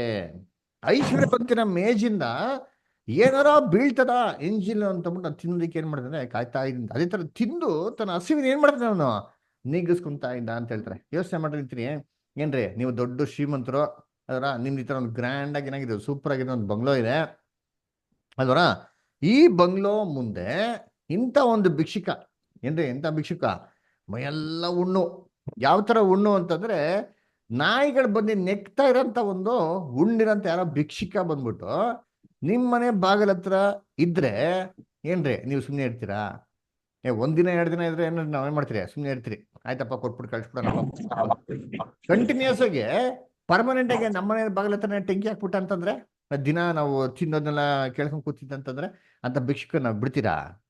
ಕರ್ತನಲ್ಲಿ ಪ್ರೀತಿ ಅಂತ ಸೋದರಗಳು ಯೋಚನೆ ಮಾಡಿ ನಿಂತೀನಿ, ಖಂಡಿತವಾಗ ಬಿಡಲ್ಲ. ಆದ್ರೆ ಇಲ್ಲಿ ಐಶ್ವರ್ಯವಂತನು ಏನ್ ಮಾಡಂತೆ, ಅವನ ಮನೆ ಬಾಗಿಲ ಹತ್ರ ಏನಂತೆ ಇಂಥ ಭಿಕ್ಷುಕನ ಏನ್ರಿ ಬಿತ್ಕೊಡಕ್ಕೆ ಅನುಮತಿ ಕೊಟ್ಟಿದ್ದ ಅಂತ ನಾವೇನ್ ಮಾಡ್ತೀವಿ ನೋಡ್ತೀರಿ. ಹಂಗಿರ್ಬೇಕ್ರೆ ಖಂಡಿತವಾಗೂ ಈ ಐಶ್ವರ್ಯವಂತನು ಒಳ್ಳೆಯವನೇ ಆಗಿರ್ಬೇಕು. ಕೆಟ್ಟವನು ಅಂತ ನಮ್ಗೇನ್ ಮಾಡಲಿಲ್ಲ ಅಲ್ಲಿ ಕೊಡ್ಲಿಲ್ಲ. ಅಂದ್ರೆ ಅವನು ಈ ತರ ಒಂದು ಗುಣ ನೋಡ್ದ ಅಂತಂದ್ರೆ, ತನ್ನ ಮೇಜಲ್ಲಿ ಬಿದ್ದಿರೋದ್ ಎಲ್ಲವನ್ನ ಆಗ್ತಾ ಇದ್ದ ಅಂತಂದ್ರೆ ಖಂಡಿತವಾಗೂ ಏನ್ರಿ ಅವನು ಒಳ್ಳೆಯವನೇ ಆಗಿರ್ಬೇಕು ಅಲ್ವರ. ಅದಕ್ಕೆ ನೋಡ್ಬೇಕಾದ್ರೆ ಕರ್ತನಲ್ಲಿ ಪ್ರೀತಿ ಅನಿಸೋಗ್ಲೆ ಇವಾಗ ಏನ್ರಿ ಅಲ್ಲಿ ಭಿಕ್ಷುಕನ ಬಗ್ಗೆ ನೀವು ಯೋಚನೆ ಮಾಡಿ ನಿಂತೀರಿ ಅಲ್ವರ. ಅವನು ಹೆಂಗಪ್ಪ ಕಂಡೀಷನ್ ಏನಂದ್ರೆ ಏನ್ರಿ ಮೈಯೆಲ್ಲ ಉಣ್ಣಂತೆ ಅಲ್ವರ. ಮೈಯೆಲ್ಲ ಉಣ್ಣಾಗ್ಬಿಟ್ಟು ಎಲ್ಲಿದ್ದಾನ ಅವನು? ಐಶ್ವರ್ಯವಂತನ ಮನೆ ಹತ್ರ ಮಾಡೋಣ ಕೂತವನಂತೆ. ಏನಕ್ಕೆ? ಏನ್ ತಿನ್ನೋದಿಕ್ಕೆ? ಅವ್ನು ಇಂಜಿಲ್ ಏನೋ ಬೀಳ್ತಾರ ಅಂತ ತಿನ್ನೋದಿಕ್ಕೆ ಆಯ್ತಾವನೆ ಅಲ್ವರ. ಯೋಚನೆ ಮಾಡ್ರಿ ಕರ್ತನಲ್ಲಿ ಪ್ರೀತಿ ಅಂತ ಸೋದರಗಳೇ, ಒಂದು ಭಿಕ್ಷುಕ ಇಂಥ ಒಂದು ದುರ್ಸ್ಥಿತಿಗೆ ಬರ್ತಾನೆ ಅಂತಂದ್ರೆ ಏನ್ರಿ ಯಾರು ಕಾರಣ? ಇಸ್ರೇಲಲ್ಲಿ ಏನ್ರಿ ಇಂಥ ಒಂದು ದುರ್ಗತಿಗೆ ಒಬ್ರು ಬರ್ತಾರೆ ಅಂತ ಹೆಂಗ್ ಗೊತ್ತಾ ಕಾರಣ? ಏನ್ರಿ ದೇವರಿಗೆ ಅವಿಧೇಯತೆನೇ ಕಾರಣ. ನೋಡಿ ಧರ್ಮೋಪದೇಶ ಕಾಂಡದಲ್ಲಿ ಅವಾಗ ಹೋದ್ರಲ್ವಾ, ದೇವರಿಗೆ ವಿಧೇಯನಾಗಿದ್ರೆ ಯಾವ ತರ ಆಶೀರ್ವಾದಗಳು ಕೊಡ್ತಾರೆ ಅಂತ. ಅದೇ ವಾಕ್ಯದಲ್ಲಿ ದೇವರಿಗೆ ನೀವು ಅವಿಧೇಯನಾಗಿದ್ರೆ ಯಾವ ತರ ಶಾಪಗಳನ್ನ ಕೊಡ್ತಾರೆ, ಯಾವ ತರ ಕಾಯಿಲೆಗಳನ್ನ ಕೊಡ್ತಾರೆ ಅಂತ ಕೂಡ ವಾಕ್ಯದಲ್ಲಿದೆ. ಓದನ ಧರ್ಮೋಪದೇಶ ಕಾಂಡ 28ನೇ ಅಧ್ಯಾಯ 15 ಮತ್ತು 27ನೇ ವಾಕ್ಯ. ದಯವಿಟ್ಟು ಓದ್ರಿ ಯಾರದು 15ನೇ ವಾಕ್ಯ ಮತ್ತು 27ನೇ ವಾಕ್ಯ. ಆದರೆ ನೀವು ನಿಮ್ಮ ದೇವರಾದ ಯೆಹೋವನ ಮಾತಿಗೆ ಕಿವಿಗೊಡದೆ, ನಾನು ಈಗ ನಿಮಗೆ ಬೋಧಿಸುವ ಆತನ ಆಜ್ಞಾವಿಧಿಗಳನ್ನು ಅನುಸರಿಸದೆ ಹೋದರೆ ಈ ಅಶುಭಗಳು ನಿಮಗೆ ಪ್ರಾಪ್ತವಾಗುವವು. ನೋಡ್ರ, ಈ ಅಶುದ್ಧಗಳು ನಿಂಗೆ ಏನಾಗ್ತಾರೆ? ಪ್ರಾಪ್ತವಾಗುವುದು. ಇವೆಲ್ಲ ನಿಮ್ಗೆ ಬರ್ತಾರೆ ಅಂತ ಹೇಳ್ತಾರೆ. ಏನದು?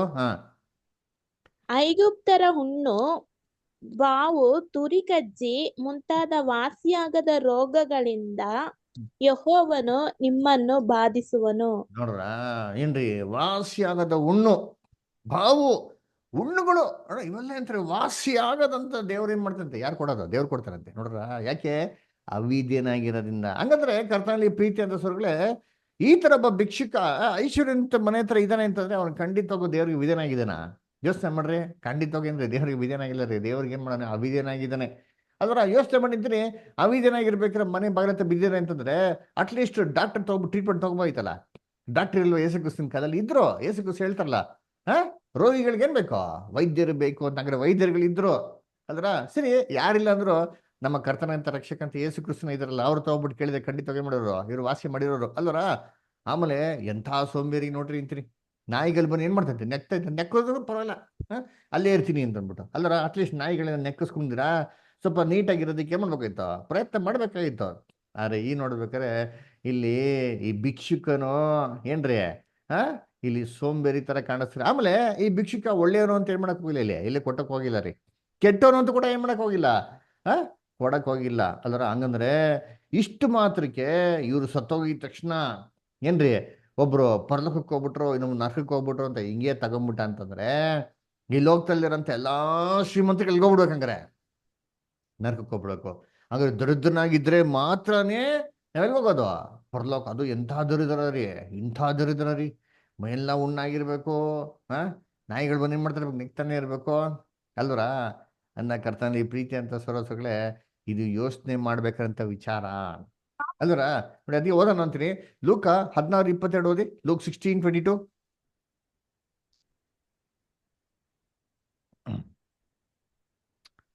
ಲೂಕ 16:22.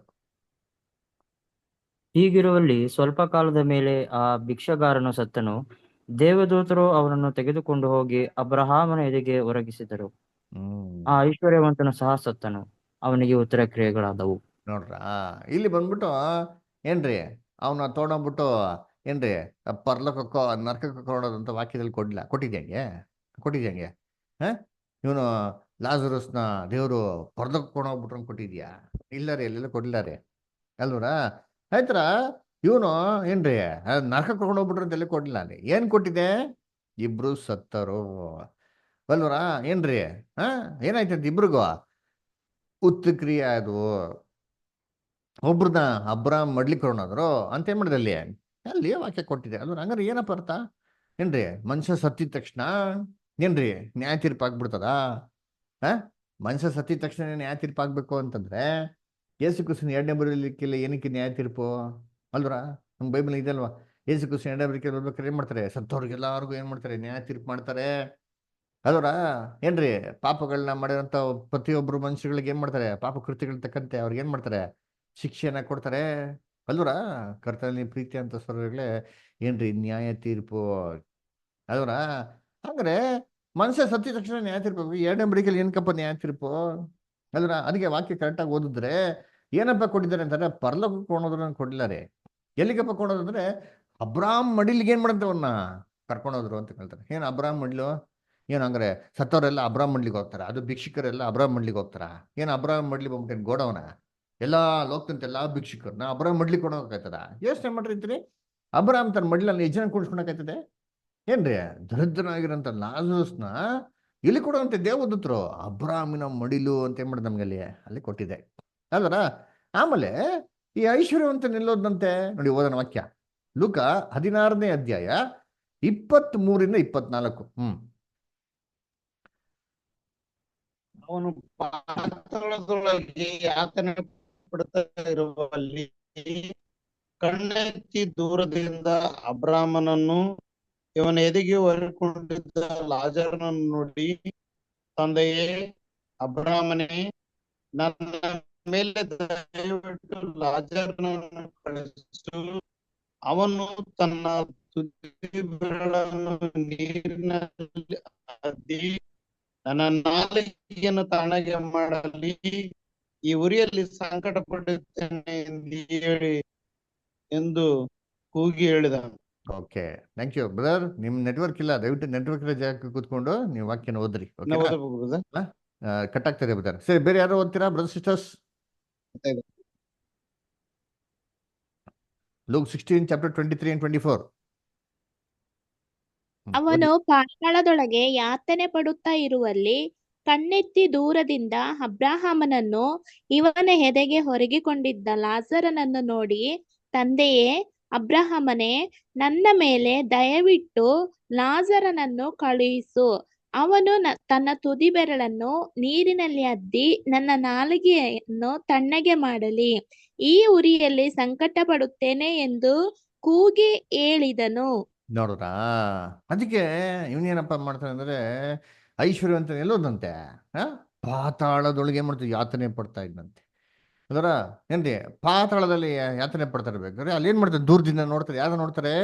ಅಬ್ರಾಮ್ ಮಡಿಲಲ್ಲಿ ಏನ್ರಿ ಅವನ ಎದೆಗೆ ಯಾರು ಹೊರ್ಕೊಂಡಿದ್ರಂತೆ?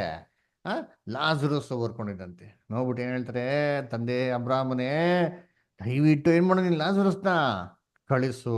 ಅವನೇನ್ ಮಾಡ್ಲಿ, ಬಂದ್ಬಿಟ್ಟು ತನ್ನ ಕಿರು ಬೆರಳನ್ನ, ಏನ್ರಿ ಕಿರು ಬೆಳ್ಳು ನೋಡಿ, ಚಿಕ್ಕ ಬೆಳ್ಳು, ಈ ಬೆಳ್ಳನ್ನ ಏನ್ ಮಾಡ್ಬೇಕು, ನೀರಿನಲ್ಲಿ ಅದ್ದಿ ನನ್ನ ನಾಲ್ಗೆ ಏನ್ ಮಾಡ್ಲಿ, ಅವನು ತಣ್ಣಕ್ಕೆ ಮಾಡ್ಲಿ, ಈ ಹುರಿಯಲ್ಲಿ ಏನ್ ಮಾಡ್ತೀನಿ, ಸಂಕಟ ಪಡ್ತಾ ಇದ್ದೀನಿ ಅಂತ ಏನ್ ಮಾಡ್ತಾನೆ ನಾನು ಕೇಳ್ತಾನೆ. ಅಲ್ರ ಕರ್ತನಲ್ಲಿ ಪ್ರೀತಿ ಅನ್ಸೋಗ್ಲೆ ನೋಡ್ರಿ, ಇವಾಗೆಲ್ಲ ಬೇಸಿಗೆಗಾಲ ರೀ. ಅಲ್ರ ಏನ್ರಿ ಏನ್ ಬೇಸಿಗೆ ಐತಲ್ಲ, ಏನ್ ಬಿಸಿಲು ಐತಲ್ರ, ಎಂತ ಮಳೆ ಹೊಡೆದ್ರೆ ಏನ್ರಿ ಬಿಸಿಲು ಕಮ್ಮಿನೇ ಆಯ್ತಲ್ಲ, ಏನ್ ಸೆಕೆ ದಗ ದಗ ದಗ ಅಂತ ಐತೆ. ಯೋಚನೆ ಮಾಡ್ರಿ, ಇಂಥ ಉರಿ ಬಿಸಿಲಲ್ಲಿ ಏನ್ರಿ ನಮಗೆ ಭಯಂಕರ ಏನ್ರಿ ಟೆಂಪ್ರೇಚರ್ ಐತೆ, ಭಯಂಕರ ದಾಹ ಆಗ್ತೈತೆ. ಅಂತ ಟೈಮಲ್ಲಿ ಏನ್ರಿ ನಮ್ಮ ಮನೆಗೆ ಬಂದ್ಬಿಟ್ಟು ಅಯ್ಯೋ ಜಲ್ದಿ ನೀರು ಕುಡಿ, ತುಂಬಾ ದಾಹ ಆಗ್ತಾ ಇದೆ ಅಂತ ಹೇಳ್ಬೇಕಾರೆ ನಮ್ಮ ಮನೆಯವರು ಏನ್ರಿ ನೀರು ತಂದ್ಬಿಟ್ಟು ಒಂದು ಗ್ಲಾಸಲ್ಲಿ ಕೋಲ್ಡ್ ವಾಟರ್ ತಂದ್ಬಿಟ್ಟು ನಿಮ್ಗೆ ಏನ್ರಿ ಕಿರು ಬೆಳ್ಳನ್ನ ಅದ್ಬಿಟ್ಟು ನಿಮ್ ನಾಲ್ಗೆ ಎಲ್ಗಡೆ ಒಂದೇ ಒಂದು ತೊಟ್ಟು ನೀರು ಹಾಕಿದ್ರೆ ನಿಮ್ಗೆ ಹೆಂಗಿರ್ತದೆ, ನಿಮ್ಮ ದಾಹ ಎಲ್ಲ ಏನಾಗೋಯ್ತದೆ, ತೀರೋಯ್ತದ. ಇಲ್ದಿದ್ದೆಲ್ಲ ಕೋಪ ಬರ್ತಾರಲ್ವಾ. ಒಂದೇ ಒಂದು ತೊಟ್ಟು ನೀರು ಹಾಕಿದ್ರೆ ಈ ಬೇಸಿಗೆಯಲ್ಲಿ ದಾಹನೇ ಏನಾಗಲ್ಲ, ತೀರಲ್ಲ. ಆಗಿರ್ಬೇಕಾದ್ರೆ ಪಾತಾಳದಲ್ಲಿ ಯಾತನೆ ಪಡ್ತಂತೆ ವ್ಯಕ್ತಿಗೆ ತನ್ನ ಕಿರುಬೆರಳಲ್ಲಿ ನೀರೆಲ್ಲ ಅದ್ಬಿಟ್ಟು ಒಂದೇ ಒಂದು ಹನಿ ನೀರು ಹಾಕಿದ್ರೆ ದಾಹ ತೀರ್ಬಿಡ್ತದ? ಯೋಚನೆ ಮಾಡ್ರಿ ಅಂತೀನಿ, ತೀರ್ಬಿಡ್ತದ? ಖಂಡಿತವಾಗೂ ಇಲ್ಲ ರೀ. ಆ ಒಂದೇ ಒಂದು ಹನಿ ಬೀಳೋದಕ್ಕೆ ನೀವು ಭಸ್ಮ ಆಗ್ಬಿಡ್ತಾರ ನೀರು ಅಲ್ವರ. ಅದು ಮಾತ್ರ ಅಲ್ಲ, ಏನ್ರಿ ಅಬ್ರಾಮನ್ ನೋಡಿದ್ರಂತ ಇವ್ರು. ಅಬ್ರಾಮ್ ಪರಲೋಕಕ್ಕೆ ಹೋದ್ರ? ಕರ್ತನಲ್ಲಿ ಪ್ರೀತಿ ಅಂತ ಸಹೋದರಗಳೇ. ಅದು ಮಾತ್ರ ಅಲ್ಲ, ಅದಕ್ಕೆ ಅಬ್ರಾಮ್ ಏನು ಉತ್ತರ ಕೊಡ್ತಾರೆ, ಆಗಲ್ಲಪ್ಪ. ಆ? ಒಂದು ಕಾಲದಲ್ಲಿ ನಿನ್ಗೇನಾಗಿತ್ತು, ಒಳ್ಳೇದಾಗಿತ್ತು, ಅವನ್ ಕೆಟ್ಟದಾಗಿತ್ತು. ಆದ್ರೆ ಇವಾಗ ಅವನಿಗೇನಾಗಿದೆ, ಒಳ್ಳೇದಾಗಿದೆ, ನಿನಗೇನಾಗಿದೆ ಇವಾಗ, ಕೆಟ್ಟದಾಗಿದೆ ಅಂತ ಹೇಳ್ತಾರೆ. ನೋಡಿ ವಾಕ್ಯ ಓದೋಣ, 25ನೇ ವಾಕ್ಯ ಓದಿ, ಲೂಕ 16:25 ಓದಿ ದಯವಿಟ್ಟು. ಓದ್ರಿ.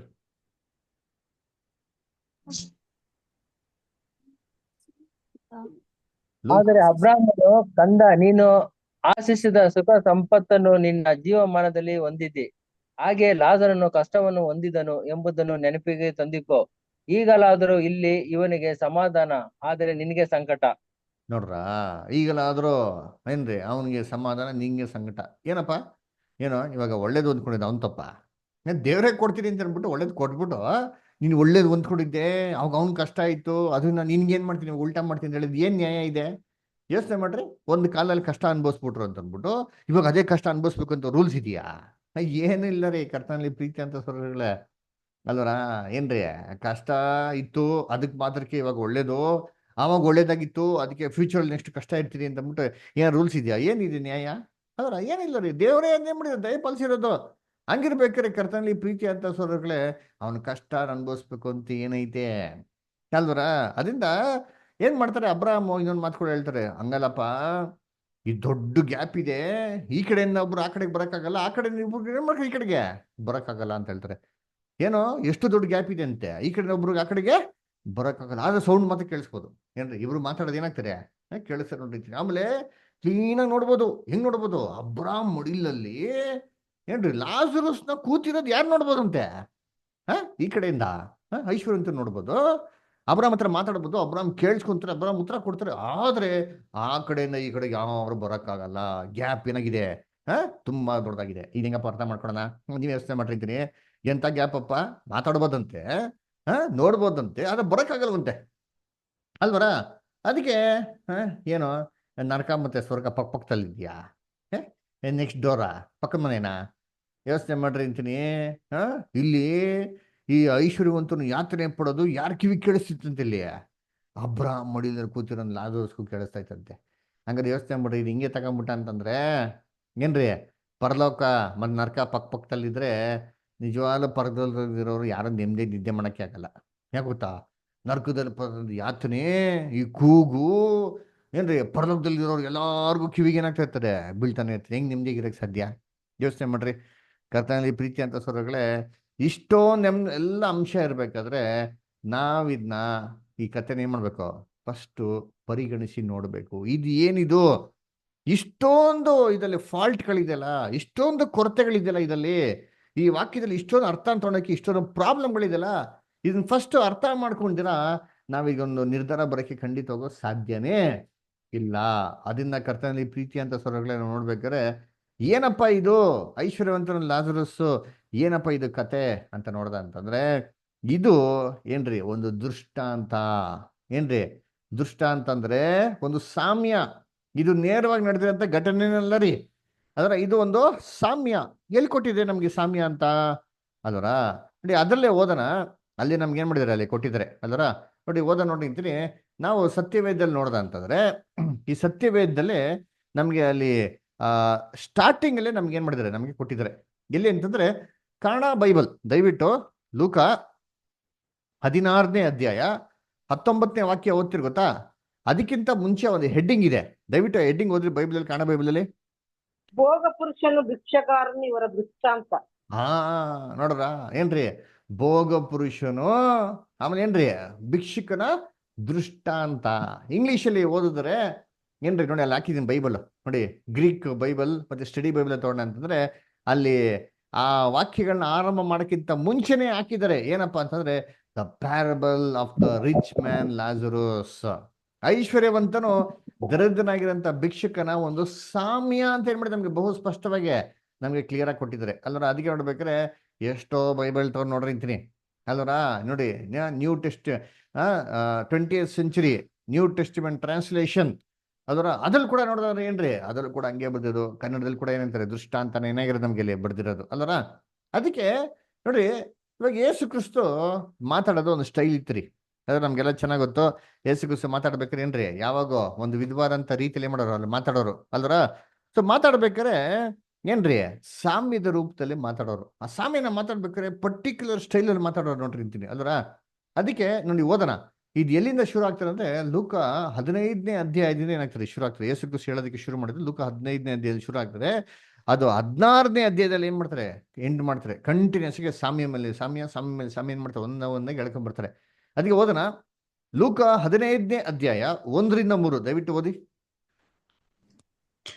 ಯೇಸುವಿನ ಉಪದೇಶವನ್ನು ಕೇಳಬೇಕೆಂದು ಎಲ್ಲಾ ಸುಂಕದವರು ಪಾಪಿಗಳು ಆತನ ಬಳಿಗೆ ಬರುತ್ತಾ ಇರಲು ಫರಿಸಾಯರು ಶಾಸ್ತ್ರಿಗಳು ಇವನು ಪಾಪಿಗಳನ್ನು ಸೇರಿಸಿಕೊಂಡು ಅವರ ಜೊತೆಯಲ್ಲಿ ಊಟ ಮಾಡುತ್ತಾನೆ ಎಂದು ಹೇಳಿಕೊಂಡು ಗುಣಗುಟ್ಟುತ್ತಿದ್ದರು. ಆಗ ಆತನು ಅವರಿಗೆ ಒಂದು ಸಾಮ್ಯವನ್ನು ಹೇಳಿದನು. ಹಾ ನೋಡ್ರ ಅವ್ರು ಏನ್ ಮಾಡ್ತಿದಾರೆ ಅಂತಾರೆ ಯೇಸು ಕ್ರಿಸ್ತನ ನೋಡ್ಬಿಟ್ಟು ಇದೇನಪ್ಪ ಬರೀ ಪಾಪಿಗಳು ಸುಂಕದವ್ರನ್ನ ಸೇರ್ಕೊಂಡು ಒಟ್ಟಿಗಿರ್ತಾರಲ್ಲ ಅಂದ್ಬಿಟ್ಟು ಅವ್ರು ನೋಡ್ಬಿಟ್ಟು ಏನ್ ಮಾಡ್ತಾರೆ ಅಂತಂದ್ರೆ ಏನ್ ಮಾಡ್ತಾರೆ ಯೇಸು ಕ್ರಿಸ್ತು ಇವಾಗ ಸಾಮ್ಯವನ್ನು ಹೇಳಿದನು. ಅದರ ಸಾಮ್ಯವನ್ನು ಹೇಳೋದಕ್ಕೆ ಏನ್ ಮಾಡಿದ್ರು ಯೇಸು ಕ್ರಿಸ್ತನು ಪ್ರಾರಂಭಿಸಿದರು ಅಂತ ಹೇಳ್ತಾರೆ. ಅಲ್ದ್ರ ಅಲ್ಲಿಂದ ಶುರು ಮಾಡಿದ್ದು ಲೂಕ 16ನೇ ಅಧ್ಯಾಯದಲ್ಲಿ ಏನ್ ಮಾಡಿದವರು ಈ ಪ್ಯಾರಬಲ್ ಐಶ್ವರ್ಯ ದರಿದ್ರ ಸಾಮ್ಯ ಆಗಿದ್ಮೇಲೆ ಅವ್ರ ಅಂತ್ಯ ಮಾಡೋದು. ನಮ್ಗೆಲ್ಲ ಚೆನ್ನಾಗ್ ಗೊತ್ತು. ಯೇಸು ಕ್ರಿಸ್ತು ಸಾಮ್ಯನ ಮಾತಾಡ್ಬೇಕಾರೆ ಏನ್ರಿ ಜನಗಳ ನಡುವೆ ಹೇಗಪ್ಪ ಮಾತಾಡಿದ್ರೆ ಸಾಮ್ಯದ ರೂಪದಲ್ಲಿ ಮಾತಾಡೋದಂತೆ. ಸಾಮ್ಯ ಅಲ್ದ್ರ ಅವ್ರು ಬೇರೆ ಯಾವುದೂ ಮಾತಾಡ್ತಾನೆ ಇರಲ್ಲ ಅಂತ ಹೇಳ್ತಾರೆ. ನೋಡಿ ವಾಕ್ಯ ಓದೋಣ. ಮ್ಯಾಥ್ಯೂ 13:34 ಮ್ಯಾಥ್ಯೂ 13:34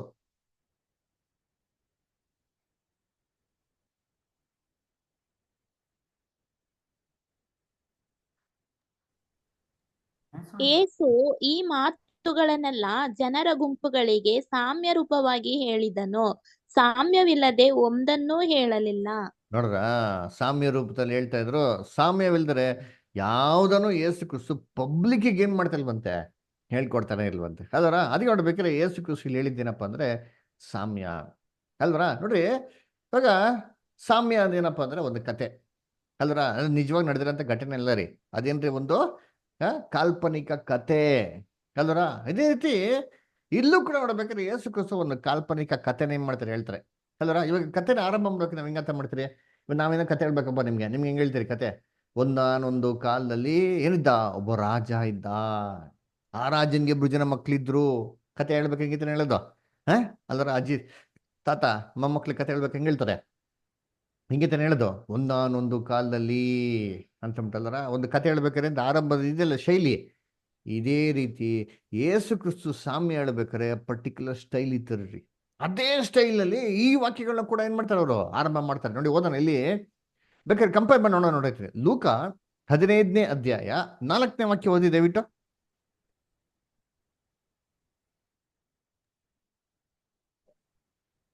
ನಿಮ್ಮೊಳಗೆ ಯಾವ ಮನುಷ್ಯನಾದರೂ ತನಗೆ 100 ಕುರಿಗಳಿರಲಾಗಿ ಅವುಗಳಲ್ಲಿ ಒಂದು ಕಳೆದು ಹೋದರೆ ಅವನು 99 ಅಡವಿಯಲ್ಲಿ ಬಿಟ್ಟು ಕಳೆದು ಹೋದದ್ದು ಸಿಕ್ಕುವ ತನಕ ಅದನ್ನು ಹುಡುಕಿಕೊಂಡು ಹೋಗದೆ ಇದ್ದಾನೆ.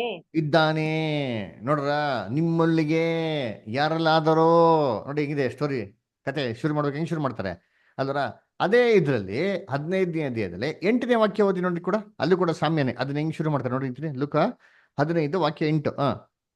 ಯಾವ ಹೆಂಗಸು ತನ್ನಲ್ಲಿ 10 ಪಾವಲಿಗಳಿರಲಾಗಿ ಒಂದು ಪಾವಲಿ ಕಳೆದು ಹೋದರೆ ದೀಪ ಹಚ್ಚಿ ಮನೆಯನ್ನು ಗೂಡಿಸಿ ಸಿಕ್ಕುವ ತನಕ ಅದನ್ನು ಎಚ್ಚರದಿಂದ ಹುಡುಕದೆ ಇದ್ದಾಳು. ನೋಡ್ರ ಯಾವ ಹೆಂಗಸು ತಾನೇ. ಇದು ಕೂಡ ಏನ್ರಿ ಕತೆ ಅದರ ಸಾಮ್ಯ ಅಲ್ವರ. ನೋಡಿ ಇನ್ನೊಂದು ವಾಕ್ಯ ಓದಿಂತೀನಿ 15ನೇ ಅಧ್ಯಾಯನೇ 11ನೇ ವಾಕ್ಯ ಓದ್ರಿ 11th. ಇನ್ನು ಆತನು ಹೇಳಿದ್ದೇನೆಂದರೆ ಒಬ್ಬನೊಬ್ಬ ಮನುಷ್ಯನಿಗೆ 2 ಮಕ್ಕಳಿದ್ದರು. ನೋಡ್ರ ಕತೆ ಹೆಂಗಿದೆ. ಸಾಮ್ಯ ಆರಂಭ ನೋಡಕ್ ಹೆಂಗಿದೆ. ಒಂದಾನೊಂದು ಏನ್ರಿ ಮನುಷ್ಯನ್ಗೆ ಒಬ್ಬನೊಬ್ಬ ಮನುಷ್ಯನ್ಗೆ ಒಂದಾನೊಂದು ಊರಲ್ಲಿ ಸೇಮ್ ಸ್ಟೈಲ್ ನೋಡಿರ್ತೀನಿ. ಇಲ್ಲೂ ಕೂಡ ಏನ್ ಮಾಡ್ತಾರೆ ಒಂದು ಕತೆ. ಸಾಮ್ಯನ ಆರಂಭ ಮಾಡ್ಬೇಕಾರೆ ಒಂದು ಪರ್ಟಿಕ್ಯುಲರ್ ಸ್ಟೈಲ್ ಇತ್ತು. ಅದೇ ಸ್ಟೈಲಲ್ಲಿ ಆರಂಭ ಮಾಡ್ತಾರೆ. ಹಂಗೆ ಬೇಕಾದ್ರೆ ನೋಡಿ 16ನೇ ಅಧ್ಯಾಯಕ್ಕೆ ಬನ್ನಿ. ಲೂಕ 16:1 ಓದಿ ಸಿಸ್ಟರ್. ಯೇಸು ತನ್ನ ಶಿಷ್ಯರಿಗೂ ಹೇಳಿದ್ದೇನೆಂದರೆ ಐಶ್ವರ್ಯವಂತನಾದ ಒಬ್ಬ ಮನುಷ್ಯನಿಗೆ ಒಬ್ಬ ಮನೆವಾರ್ತೆಯವನಿದ್ದನು. ನೋಡ್ರ ಹೆಂಗಿದೆ ಅಂತೀನಿ. ಇದು ಕೂಡ ಕತೆ ಹೇಳಿದ್ದು ಸಾಮ್ಯ.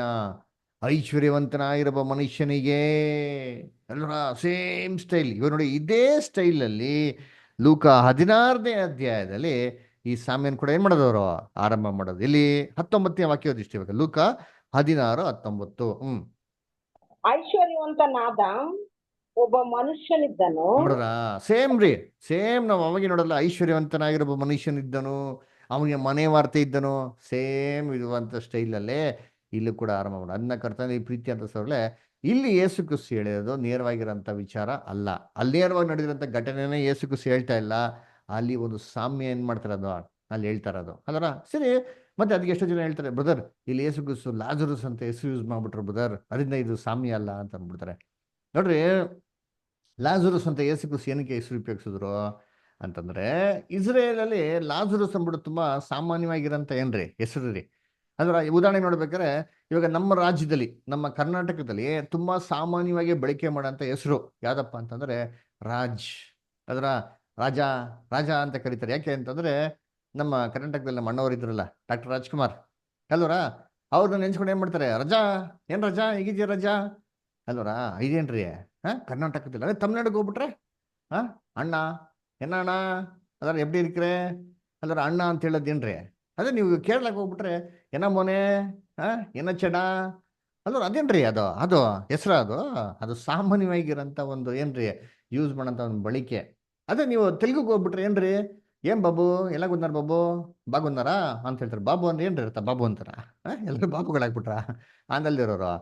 ಅದನ್ನ ಹೇಳೋ ರೀತಿಲಿ ನಾರ್ತ್ ಇಂಡಿಯಾಗೆ ಹೋಗ್ಬಿಟ್ರೆ ಕ್ಯಾ ಭಯ್ಯ ಕೇಸೆ ಭಯ್ಯ ಭಯ್ಯ ಅಂದೇನ್ರಿ, ಅವನು ಭಯ್ಯ ಆಗ್ಬಿಟ್ಟ ಅಂತಂದ್ರೆ ಅವ್ರ ಹೆಸರಲ್ಲ ರೀ. ಆ ರೀತಿನೇ ಯೇಸು ಕ್ರಿಸ್ತು ಲಾಜರಸ್ ಅಂತ ಪದ ಯೂಸ್ ಮಾಡ್ಬೇಕಾದ್ರೆ ಆ ಕಾಲ ತುಂಬಾ ಸರ್ವ ಸಾಮಾನ್ಯವಾಗಿರೋಂಥ ಒಂದು ಹೆಸರು ರೀ. ಅದಕ್ಕೆ ಒಂದು ಸಾಮಾನ್ಯ ಮನುಷ್ಯನಿಗೆ ಹೋಲಿಕೆ ಮಾಡೋದಕ್ಕೆ ಏನ್ ಮಾಡ್ತಾರೆ ಏನ್ರಿ, ಒಂದು ಲಾಜರಸ್ ಅಂತ ವಾರ್ತೆ ಏನ್ ಮಾಡ್ತಾರೆ ಅವ್ರು ಯೂಸ್ ಮಾಡ್ತಾರೆ. ಸರಿ, ಹಂಗಿರ್ಬೇಕಾದ್ರೆ ಇದು ಒಂದು ಸಾಮ್ಯ ಅಂತ ನಮ್ಗೆ ಏನಾಯ್ತು ಬಹು ಸ್ಪಷ್ಟವಾಗಿ ನಮ್ಗೆ ಕ್ಲೀನ್ ಆಗಿ ನಮ್ಗೆ ಗೊತ್ತಾಯ್ತು. ಅಂದ್ರೆ ಸರಿ, ಇದು ಒಂದು ಸಾಮ್ಯ ಆಗಿರ್ಬೇಕಾದ್ರೆ ಇದು ಅರ್ಥ ಏನು ಅಲ್ರ. ನಾವು ಲೂಕ 16ನೇ ಅಧ್ಯಾಯದಲ್ಲಿ ಕೂಡ ನೋಡ್ಬೇಕ್ರೆ ಒಬ್ಬ ಐಶ್ವರ್ಯವಂತನು, ಅವನಿಗೆ ಒಬ್ಬ ಮನೆ ವಾರ್ತೆ ಇದ್ದನು ಅಂತ ನೋಡ್ತೀರಿ ಅಲ್ವರ. ಆಮೇಲೆ ಲೂಕ 15ನೇ ಅಧ್ಯಾಯದಲ್ಲಿ ನೋಡಿದ್ರೆ ಒಬ್ಬ ಮನುಷ್ಯನಿಗೆ ಏನ್ರಿ, ಒಬ್ಬ ಮನುಷ್ಯನಿಗೆ ಇಬ್ರು ಮಕ್ಳಿದ್ರು ಅಂತ ನೋಡ್ತೀರಿ. ಸೊ ಸಾಮಾನ್ಯವಾಗಿ ಯೇಸು ಕ್ರಿಸ್ತು ಸಾಮ್ಯ ಹೇಳ್ಬೇಕಾದ್ರೆ ಯಾವುದೋ ಎರಡು ವಿಚಾರಗಳನ್ನ ಇಟ್ಕೊಂಡು ಹೋಲಿಕೆ ಮಾಡಿ ಅದ್ರಲ್ಲಿ ನಮಗೇನೋ ಪಾಠ ಕಲ್ಸ್ಕೊಡೋಕ್ಕೋಸ್ಕರ ಮಾಡ್ತೀವಿ ಸಾಮ್ಯನ ಹೇಳ್ತಾ ಇದ್ದಿದ್ದು ಅದರ. ಅದೇ ರೀತಿ ಇಲ್ಲೂ ಕೂಡ ನೋಡ್ಬೇಕಾದ್ರೆ ಏನ್ರಿ, ಈ ಲಾಜರಸ್ ಮತ್ತೆ ಐಶ್ವರ್ಯವಂತನ ಹೇಳ್ಬೇಕಾರೆ ಏನ್ರಿ, ಇಲ್ಲೂ ಕೂಡ ಏನೋ ಒಂದು ಎರಡು ಕಂಪ್ಯಾರಿಸನ್ ಹೇಳೋದಿಕ್ಕೆ ನಮ್ಗೆ ಏನ್ ಮಾಡ್ತಾರೆ ಯೂಸ್ ಮಾಡ್ತಾರೆ. ಹಂಗಾರೆ ಐಶ್ವರ್ಯವಂತನು ಯಾರು, ಆ ದರಿದ್ರನಾಗಿರೋ ಲಾಜರಸ್ ಯಾರು ಅಂತ ನಾವೇನ್ ಮಾಡೋಣ ಇವಾಗ ನೋಡೋಣ. ಅದರ ಮೊದಲನೇ ನೋಡ್ಬೇಕಾದ್ರೆ ಐಶ್ವರ್ಯವಂತನು ಯಾರು, ಐಶ್ವರ್ಯವಂತನ ಬಗ್ಗೆ ಹೇಳ್ಬೇಕಾದ್ರೆ ಅದೇನ್ ಹೇಳ್ತಾರೆ ಅಂತಂದ್ರೆ, ಒಬ್ಬನೊಬ್ಬ ಮನುಷ್ಯನಿದ್ದನು, ಸಕಲಾತಿ ನಯವಾದ ನಾರುಮುಡಿ ಮುಂತಾದ ವಸ್ತ್ರಗಳನ್ನು ಧರಿಸಿಕೊಂಡು ನೆಗಿದಂತೆ ಪ್ರತಿದಿನವೂ ವೈಭವದಿಂದ ಸುಖ ಸಂತೋಷದಿಂದ ಇದ್ದನು ಅಂತ ಹೇಳ್ತಾರೆ. ಇಂಗ್ಲಿಷಲ್ಲಿ ನೋಡ್ಬೇಕಾದ್ರೆ ಹೇಳ್ತಾರೆ, there was a certain rich man which was clothed in purple and fine linen ಅಂತ ನೋಡ್ತೀರಿ. ಕ್ಲಾತ್ಡ್ ಇನ್ ಪರ್ಪಲ್, ಸಕಲಾತಿ ನಯವಾದ ನಾರುಮುಡಿ ಅಂತ ನಾವೇನ್ ಮಾಡ್ತೀರಿ ನಾವು ನೋಡ್ತೀರಿ ಅಲ್ವರ. ಅದಕ್ಕೆ ನೋಡ್ಬೇಕಾದ್ರೆ ಕರ್ತನಲ್ಲಿ ಪ್ರೀತಿ ನೋಡ್ಲೆ, ಇದೇನಿದು ನಾರುಮುಡಿ ಅಲ್ವರ ಅಲ್ವರ. ಇದು ನಾರುಮುಡಿ ಅಂದ್ರೆ ಏನಪ್ಪಾ ಅಂತಂದ್ರೆ ನಮ್ಗೆಲ್ಲ ಚೆನ್ನಾಗಿ ಗೊತ್ತು. ಯೇಸು ಕ್ರಿಸ್ತನ ಶಿಲ್ಬೆಗೆ ಹಾಕಕ್ಕೂ ಮುಂಚೆ ಪಿಲಾತ ಕರ್ಕೊಂಡು ಹೋಗ್ತಾರೆ. ಪಿಲಾತ ಕರ್ಕೊಂಡು ಹೋಗ್ಬಿಟ್ಟು ಯಹೂದ್ಯರ ಅರಸ ಅಂತ ಏನ್ ಮಾಡ್ತಾರೆ, ಅವ್ರ ಮೇಲೆ ಒಂದು ಏನ್ರಿ ನಾರುಮುಡಿನ ಹಾಕ್ಬಿಟ್ಟು ಅವ್ರನ್ನ ಗೇಲಿ ಮಾಡ್ತಾರೆ. ಏನಂತ ಗೇಲಿ ಮಾಡ್ತಾರೆ ಗೊತ್ತಾ, ಯಹೂದ್ಯರ ಅರಸನು ಅಂತ ಗೇಲಿ ಮಾಡ್ತಾರೆ. ಓದ ನೋಡಿಂತೀನಿ ಯೋಹಾನ 19ನೇ ಅಧ್ಯಾಯ 2 ಮತ್ತು 3ನೇ ವಾಕ್ಯ. ಜಾನ್ 19 ಚಾಪ್ಟರ್ ವರ್ಸ್ 2 and 3 ಹೋದ್ರಿ. ಎಲ್ಲಿ ನಮ್ಮ ಸೈಮನ್ ಬದರ್ ಓದಿ, ಸುಶೀಲ ಅಷ್ಟ ಓದಿ. ಆಮೇಲೆ ಪಿಲಾತನು ಯೇಸುವನ್ನು ಕೊರಡೆಯಿಂದ ಒಡಿಸಿದನು ಮತ್ತು ಸಿಪಾಯಿಗಳು ಮುಳ್ಳು ಬಳ್ಳಿಯಿಂದ ಕಿರೀಟವನ್ನು ಎಳೆದು ಆತನ ತಲೆ ಮೇಲಿಟ್ಟು ಕೆಂಪು ಒಲ್ಲೆಯನ್ನು ಆತನಿಗೆ ಒದಿಸಿ ಆತನ ಬಳಿಗೆ ಬಂದು, ಯಹೂದ್ಯರ ಅರಸನೇ ನಿನಗೆ ನಮಸ್ಕಾರ ಎಂದು ಹೇಳಿ ಆತನ ಕೆನ್ನೆಗೆ ಏಟು ಹಾಕಿದರು. ನೋಡ್ರ, ಕೆಂಪು ಒಲ್ಲೆ ಇಂಗ್ಲಿಷಲ್ಲಿ ಓದ್ಬೇಕಾದ್ರೆ ಏನ್ ಹೇಳ್ತಾರೆ ಅಂದ್ರೆ ಪರ್ಪಲ್ ರೋಬ್ ಅಂತ ಬರ್ತಾರೆ. ಪರ್ಪಲ್ ಅಂತಂದೇನ್ರಿ, ರಾಜ್ಯಾಧಿಕಾರ ರೀ. ಹಳೆ ಕಾಲದ ರಾಜರುಗಳು ಏನ್ ಮಾಡೋರೆ, ಪರ್ಪಲ್ ಏನ್ರಿ ಒಂದು ವಸ್ತ್ರ ಮಾಡೋರು ಹಾಕೊಳೋರು ಅದರ. ಹಂಗಂದ್ರೆ ರಾಜ್ಯ ವೈಭವನ ನೋಡಿಸ್ತದೆ. ಹಂಗಾದ್ರೆ ಈ ಐಶ್ವರ್ಯವಂತರು ಯಾರಪ್ಪ ಅಂತಂದ್ರೆ ಇದು ಯಹೂದ್ಯರ ರಾಜ್ಯನ ಏನ್ ಮಾಡ್ತಾರೆ, ಅದು ರಾಜ್ಯವನ್ನು ಸೂಚನೆ ಮಾಡ್ತಾರೆ. ಅವ್ರಿಗೆ ದೇವರು ಏನ್ರಿ ಎಲ್ಲಾ ರಾಜ್ಯ ವೈಭವನ ಏನ್ ಮಾಡಿದಂತೆ ಅಲ್ಲಿ ಕೊಟ್ಟಿದ್ರಂತೆ. ದೇವರ ದೃಷ್ಟಿಯಲ್ಲಿ ರಾಜ್ಯ ವಂಶಸ್ಥರು ಯಾರಪ್ಪ ಅಂತಂದ್ರೆ ಯಹೂದ್ಯ ಜನಾಂಗದವರು. ಬಹು ಶ್ರೀಮಂತರಾಗಿದ್ರಿ. ದೇವರೆಲ್ಲ ಆಶೀರ್ವಾದ, ದೇವರೆಲ್ಲ ಕೃಪೆಗಳು ಯಾರ ಮೇಲಪ್ಪ ಇತ್ತು ಅಂದ್ರೆ ಯಹೂದ್ಯರ ಮೇಲಿತ್ತಂತೆ. ಈ ಐಶ್ವರ್ಯವಂತನವರು ಯಾರಪ್ಪ ಅಂದ್ರೆ ಯಹೂದ್ಯ ರಾಜ್ಯ. ಹೋದ ನೋಡಿ ವಿಮೋಚನಾ ಕಂಡ 19:5. ವಿಮೋಚನಾ ಕಂಡ 19:5 ಎಲ್ಲಿ ನಮ್ಮ ಸೈಮನ್ ಸೊಲಾಸಿಕರ್, ಸೈಮನ್ ಬ್ರದರ್ ಲೈನ್ ಇದ್ದೀರಾ? ಓದ್ತಿರೋ ವಾಕ್ಯನ ಗೋಪಾಲ ಬ್ರದರ್ ಓದ್ಬೋದಾ? ವಿಮೋಚನಾ ಕಾಂಡ 19:5.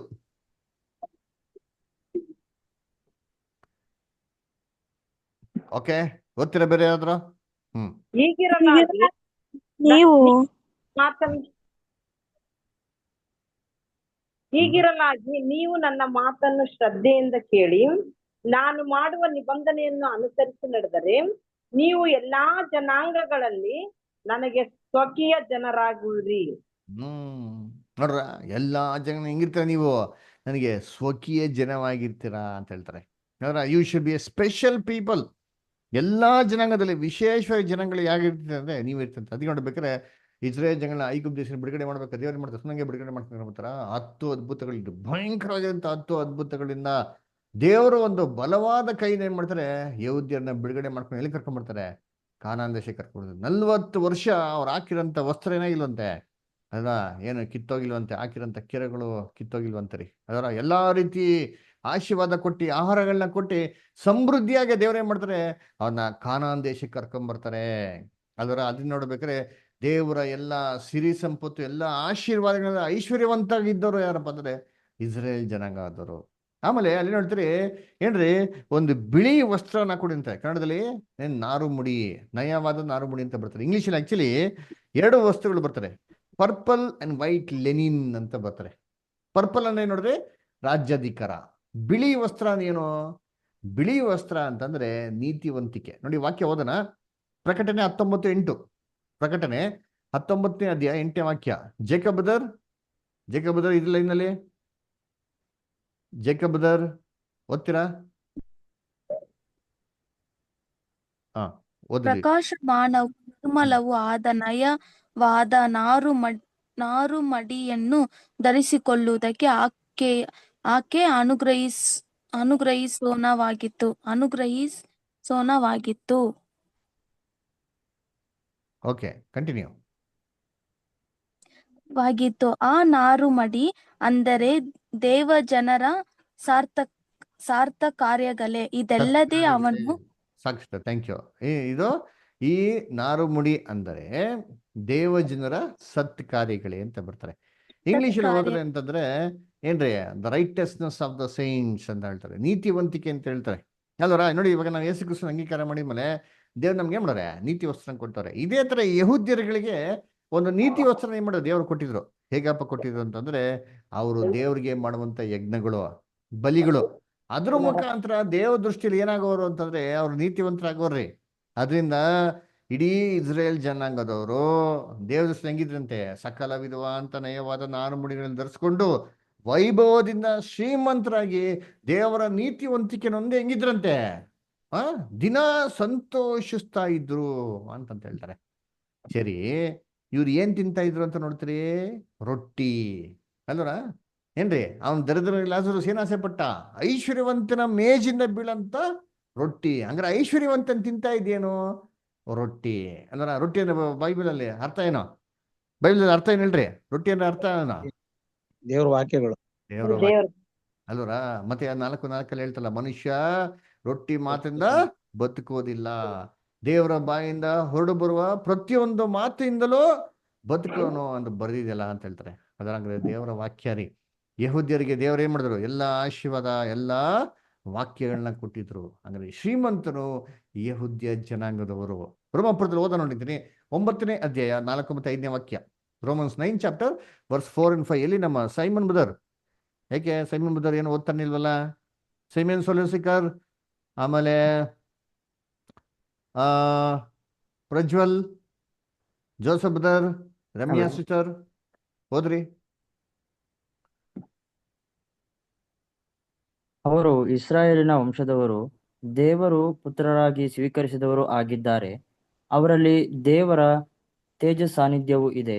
ಅವರ ಸಂಗಡ ದೇವರು ಒಡಂಬಡಿಕೆಗಳನ್ನು ಮಾಡಿಕೊಂಡನು. ಅವರಿಗೆ ಧರ್ಮಶಾಸ್ತ್ರವು, ದೇವಾಲಯದಲ್ಲಿ ನಡೆಯುವ ಆರಾಧನೆಯು, ವಾಗ್ದಾನಗಳು ಕೊಡೋಣವಾದವು. ಅಬ್ರಹಾಮ, ಇಸಾಕ, ಯಾಕೋಬರು ಅವರ ಪಿತೃಗಳೇ. ಕ್ರಿಸ್ತನು ಶರೀರ ಸಂಬಂಧವಾಗಿ ಅವರ ವಂಶದಲ್ಲಿಯೇ ಹುಟ್ಟಿದವನು. ಆತನು ಎಲ್ಲದರ ಮೇಲೆ ಒಡೆಯನು, ನಿರಂತರ ಸ್ತುತಿ ಹೊಂದತಕ್ಕ ದೇವರು ಆಗಿದ್ದಾನೆ. ನೋಡ್ರ ಏನ್ರಿ ಅವರು ಇಸ್ರೇಲ್ ವಂಶದವರು.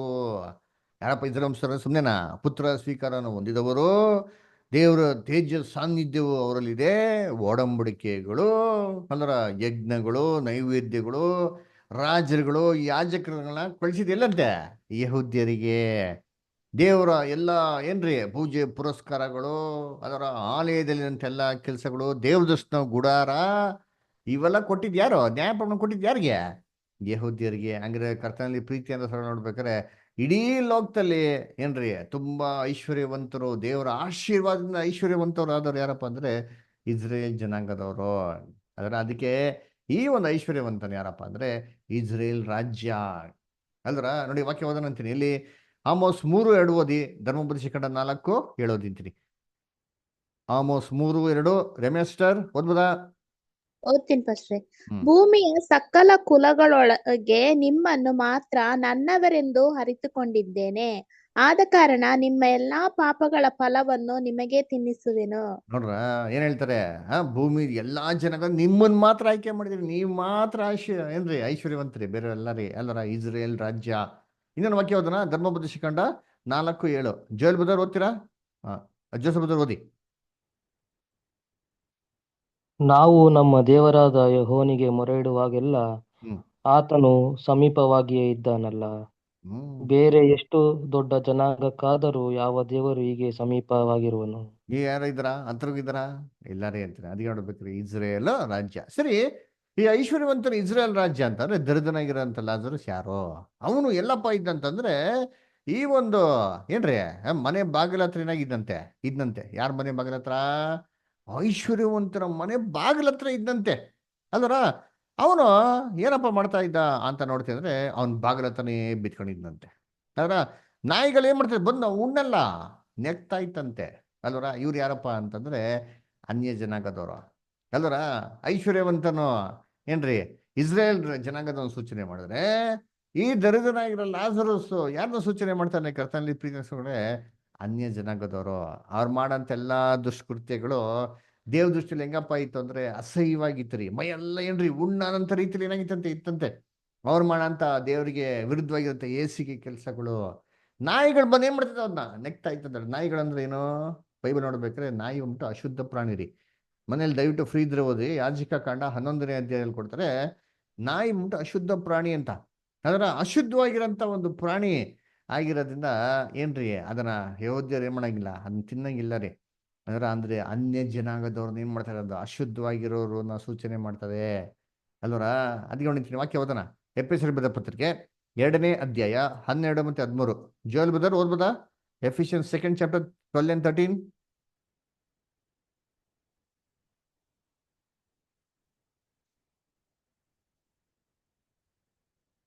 ಓಕೆ, ಬೇರೆ ಯಾರು ಓದ್ತೀರಾ? ಮೊದಲು ದೂರವಾಗಿದ್ದ ನೀವು ಕ್ರಿಸ್ತ ಯೇಸುವನ್ನು ಸೇರಿದವರಾಗಿದ್ದು ಆತನ ರಕ್ತದ ಮೂಲಕ ಸಮೀಪಸ್ಥರಾದಿರಿ. ಕಂಟಿನ್ಯೂ ಮಾಡಿ. ನಮ್ಮನ್ನು ಒಂದು ಮಾಡಿದವನಾದ ಆತನೇ ನಮಗೆ ಸಮಾಧಾನ ಕೃತ್ಯವಾಗಿದ್ದಾನೆ. ಆತನು ತನ್ನ ಶರೀರವನ್ನು ಸಮರ್ಪಿಸಿದ್ದರಲ್ಲಿ ವಿಧಿರೂಪವಾದ ಆಜ್ಞೆಗಳುಳ್ಳ ಧರ್ಮಶಾಸ್ತ್ರವನ್ನು ತೆಗೆದುಹಾಕಿದ್ದ ವೇಷವನ್ನು ಮುಗಿಸಿ ನಮ್ಮನ್ನು ಅಗಲಿಸಿದ ಅಡ್ಡಗೋಡಿಯನ್ನು ಕೆಡವಿ ಹಾಕಿದನು. ಸಿಸ್ಟರ್ 12ನೇ ವಾಕ್ಯನ ಓದ್ಬೇಕು ನೀವು. ಎಫೆಸರ್ ಬರೆದ ಪತ್ರಿಕೆ 2ನೇ ಅಧ್ಯಾಯ 12ರಿಂದ 13. ನೀವು ಪೂರ್ವ ಕಾಲದಲ್ಲಿ ಕ್ರಿಸ್ತನನ್ನು ಸೇರಿದವರಾಗಿದ್ದೀರಾ. ಕರೆಕ್ಟಾಗಿ ಓದ್ಬೇಕು ನೀವು ಅಲ್ವರ. ಪೂರ್ವ ಕಾಲದಲ್ಲಿ ಕ್ರಿಸ್ತನನ್ನು ಸೇರದವರಾಗಿದ್ದೀರಾ. ಆಮೇಲೆ ಇಸ್ರಾಯೇಲ್ ಹಕ್ಕಿನಲ್ಲಿ ಪಾಲಿಲ್ಲದವರು, ಅಬ್ರಾಮನಿಗೆ ಉಂಟಾದ ವಾಗ್ದಾನಕ್ಕೆ ಸಂಬಂಧವಾದ ಒಡಂಬಡಿಕೆಗಳಲ್ಲಿ ಸೇರದವರು, ಈ ಲೋಕದಲ್ಲಿ ಯಾವ ನಿರೀಕ್ಷೆ ಇಲ್ಲದವರು, ನೋಡ್ರ ದೇವರನ್ನು ಅರಿಯದವರು ಆಗಿದ್ದೀರೆಂದು ಜ್ಞಾಪಕ ಮಾಡಿಕೊಳ್ಳಿರಿ. ಜ್ಞಾಪಿಸಿಕೊಳ್ಳಿರಿ. ಅನ್ಯ ಜನಾಂಗರು ದೇವ್ರನ್ನ ಅರಿತುಕೊಳ್ಳದವರು, ಅಬ್ರಾಹ್ಮನಿಗೆ ಮಾಡ್ತಾರೆ ವಾಗ್ದಾನದಲ್ಲಿ ಪಾಲಿಲ್ಲದವರು, ದೇವರಿಂದ ಏನಾಗಿದ್ರಂತೆ ದೂರವಾಗಿದ್ದವರು ಅಂತ ನೀವು ಜ್ಞಾಪಿಸ್ಕೊಳ್ಳಿ ಅಂತ ಹೇಳ್ತಾರೆ. ಅದಕ್ಕೆ ನೋಡ್ಬೇಕಾದ್ರೆ ಈ ದರಿದ್ರನಾಗಿರೋಂಥ ಲಾಜರಸ್ ಯಾರನ್ನ ಪ್ರಸ್ತುತ ಮಾಡ್ತಾರೆ? ಅನ್ಯ ಜನಾಂಗರು. ಮೈಯೆಲ್ಲ ಏನ್ರಿ ಮೈಯೆಲ್ಲ ಉಣ್ಣುರಿ ಅಂದ್ರೆ ಅವ್ರು ಮಾಡಂತೆಲ್ಲ ಏಸಿಗೆ ಕೆಲಸಗಳು. ಅದರ ಏನ್ರಿ ಮಕ್ಳುಗಳನ್ನ ಆಹುತಿ ಕೊಡೋದು, ಅದರ ಬಲಿಗಳನ್ನ ಕೊಡೋದು, ಅದರ ಚೈಲ್ಡ್ ಮ್ಯಾರೇಜ್ ಅಂತೆ, ಆವಂತೆ ಮೂಢನಂಬಿಕೆಗಳು, ಈ ಮೂಢನಂಬಿಕೆಗಳು ಇವೆಲ್ಲ ಹೆಂಗಪ್ಪ ಇತ್ತು ಅಂತಂದ್ರೆ ಅಸಹ್ಯವಾಗಿರೋಂಥ ಕೃತ್ಯಗಳು. ಅದಕ್ಕೆ ನೋಡ್ಬೇಕ್ರ ಮೈಯೆಲ್ಲ ಏನ್ರಿ ಹುಣ್ಣು. ಅದರ ಅದಕ್ಕೆ ನೋಡ್ಬೇಕ್ರೆ ಮನೆ ಬಾಗಿಲ ಹತ್ರ ಏನ್ ಮಾಡೋದಂತೆ ಬಿದ್ದಿದ್ನಂತೆ. ಯಾರ ನಾಯಿಗಳು ಬಂದು ಏನ್ ಮಾಡ್ತೇವೆ ಅವನ್ನ ಸಂತೈಸ್ತಾ ಇತ್ತಂತೆ ಅಲ್ವರ. ಅದೇನ್ರಿ ನಾಯಿಗಳು ಬಂದು ಸಂತೈಸ್ತಾ ಇತ್ತು ಏನರ್ಥ? ಇವ್ರು ಮಾಡಂತ ಒಂದು ಹೇಸಿಗೆ ಕೆಲಸಗಳು ಅದನ್ನ ಇವ್ರು ಏನ್ ಮಾಡ್ತಾ ಇದ್ದು ಸಮರ್ಥಿಸ್ಕೊಳ್ತಾ ಇರೋದು ಅಲ್ವರ. ಅದಕ್ಕೆ ನೋಡ್ಬೇಕ್ರೆ ಇವನು ಆ ಐಶ್ವರ್ಯವಂತನ ಮೇಜಿನ ಏನಾರೋ ಬೀಳ್ತಾರ ಅಂತ ಏನ್ ಮಾಡ್ತಂತೆ ಕಾಯ್ತಾ ಇದ್ನಂತೆ. ಅದೇನರ್ಥ? ಈ ಅನ್ಯ ಜನಾಂಗದವರು ಏನ್ರಿ ಇಸ್ರೇಲ್ ಒಂದು ದೇವರುಗಳಿಂದ ಏನಾರೋ ನಮ್ಗೆ ಕೃಪೆ ಬರ್ತಾರ, ಏನೋ ನಮ್ಗೆ ಆಶೀರ್ವಾದ ಬರ್ತಾರ ಅಂತ ಮಾಡ್ದಂತೆ ಯಾವಾಗೂ ಕಾಯ್ಕೊಂಡ್ಬಿಟ್ಟಿರ್ತಾರೆ. ಅದಕ್ಕೆ ನಿಮ್ಗೆ ಚೆನ್ನಾಗಿ ಗೊತ್ತಿರ್ಬೇಕು. ಒಂದ್ಸತಿ ಒಂದು ಕಾನಾನ ಸ್ತ್ರೀ ಅಂತಾರೆ, ಒಬ್ಬ ಹೆಂಗಸ್ ಬರ್ತಾರೆ, ಬಂದ್ಬಿಟ್ಟು ಏನ್ ಹೇಳ್ತಾರೆ, ಅಯ್ಯೋ ಸ್ವಾಮಿ ನನ್ನ ಮಗನ್ಗೆ ಏನಾಗ್ಬಿಟ್ಟಿದೆ, ದೆವ್ವ ಹಿಡ್ಕೊಂಡ್ಬಿಟ್ಟಿದೆ, ದಯವಿಟ್ಟು ಏನ್ ಮಾಡಿ ನೀನ್ ಕಾಪಾಡು ಅಂತ ಏನ್ ಮಾಡ್ತಾರೆ ಅವಾಗ ಕೇಳ್ಕೊಂತಾರೆ. ನೋಡಿ ಅವಾಗ ಯೇಸು ಕ್ರಿಸ್ತ ಏನು ಉತ್ತರ ಕೊಡ್ತಾರೆ ನೋಡೋಣ. ಮತ್ತೆ 15ನೇ ಅಧ್ಯಾಯ 22ರಿಂದ 27 ದಯವಿಟ್ಟು ಯಾರೋ ಓದ್ತೀರಾ? ಮ್ಯಾಥ್ಯೂ 15 ಚಾಪ್ಟರ್ 22 ಇಂದ 27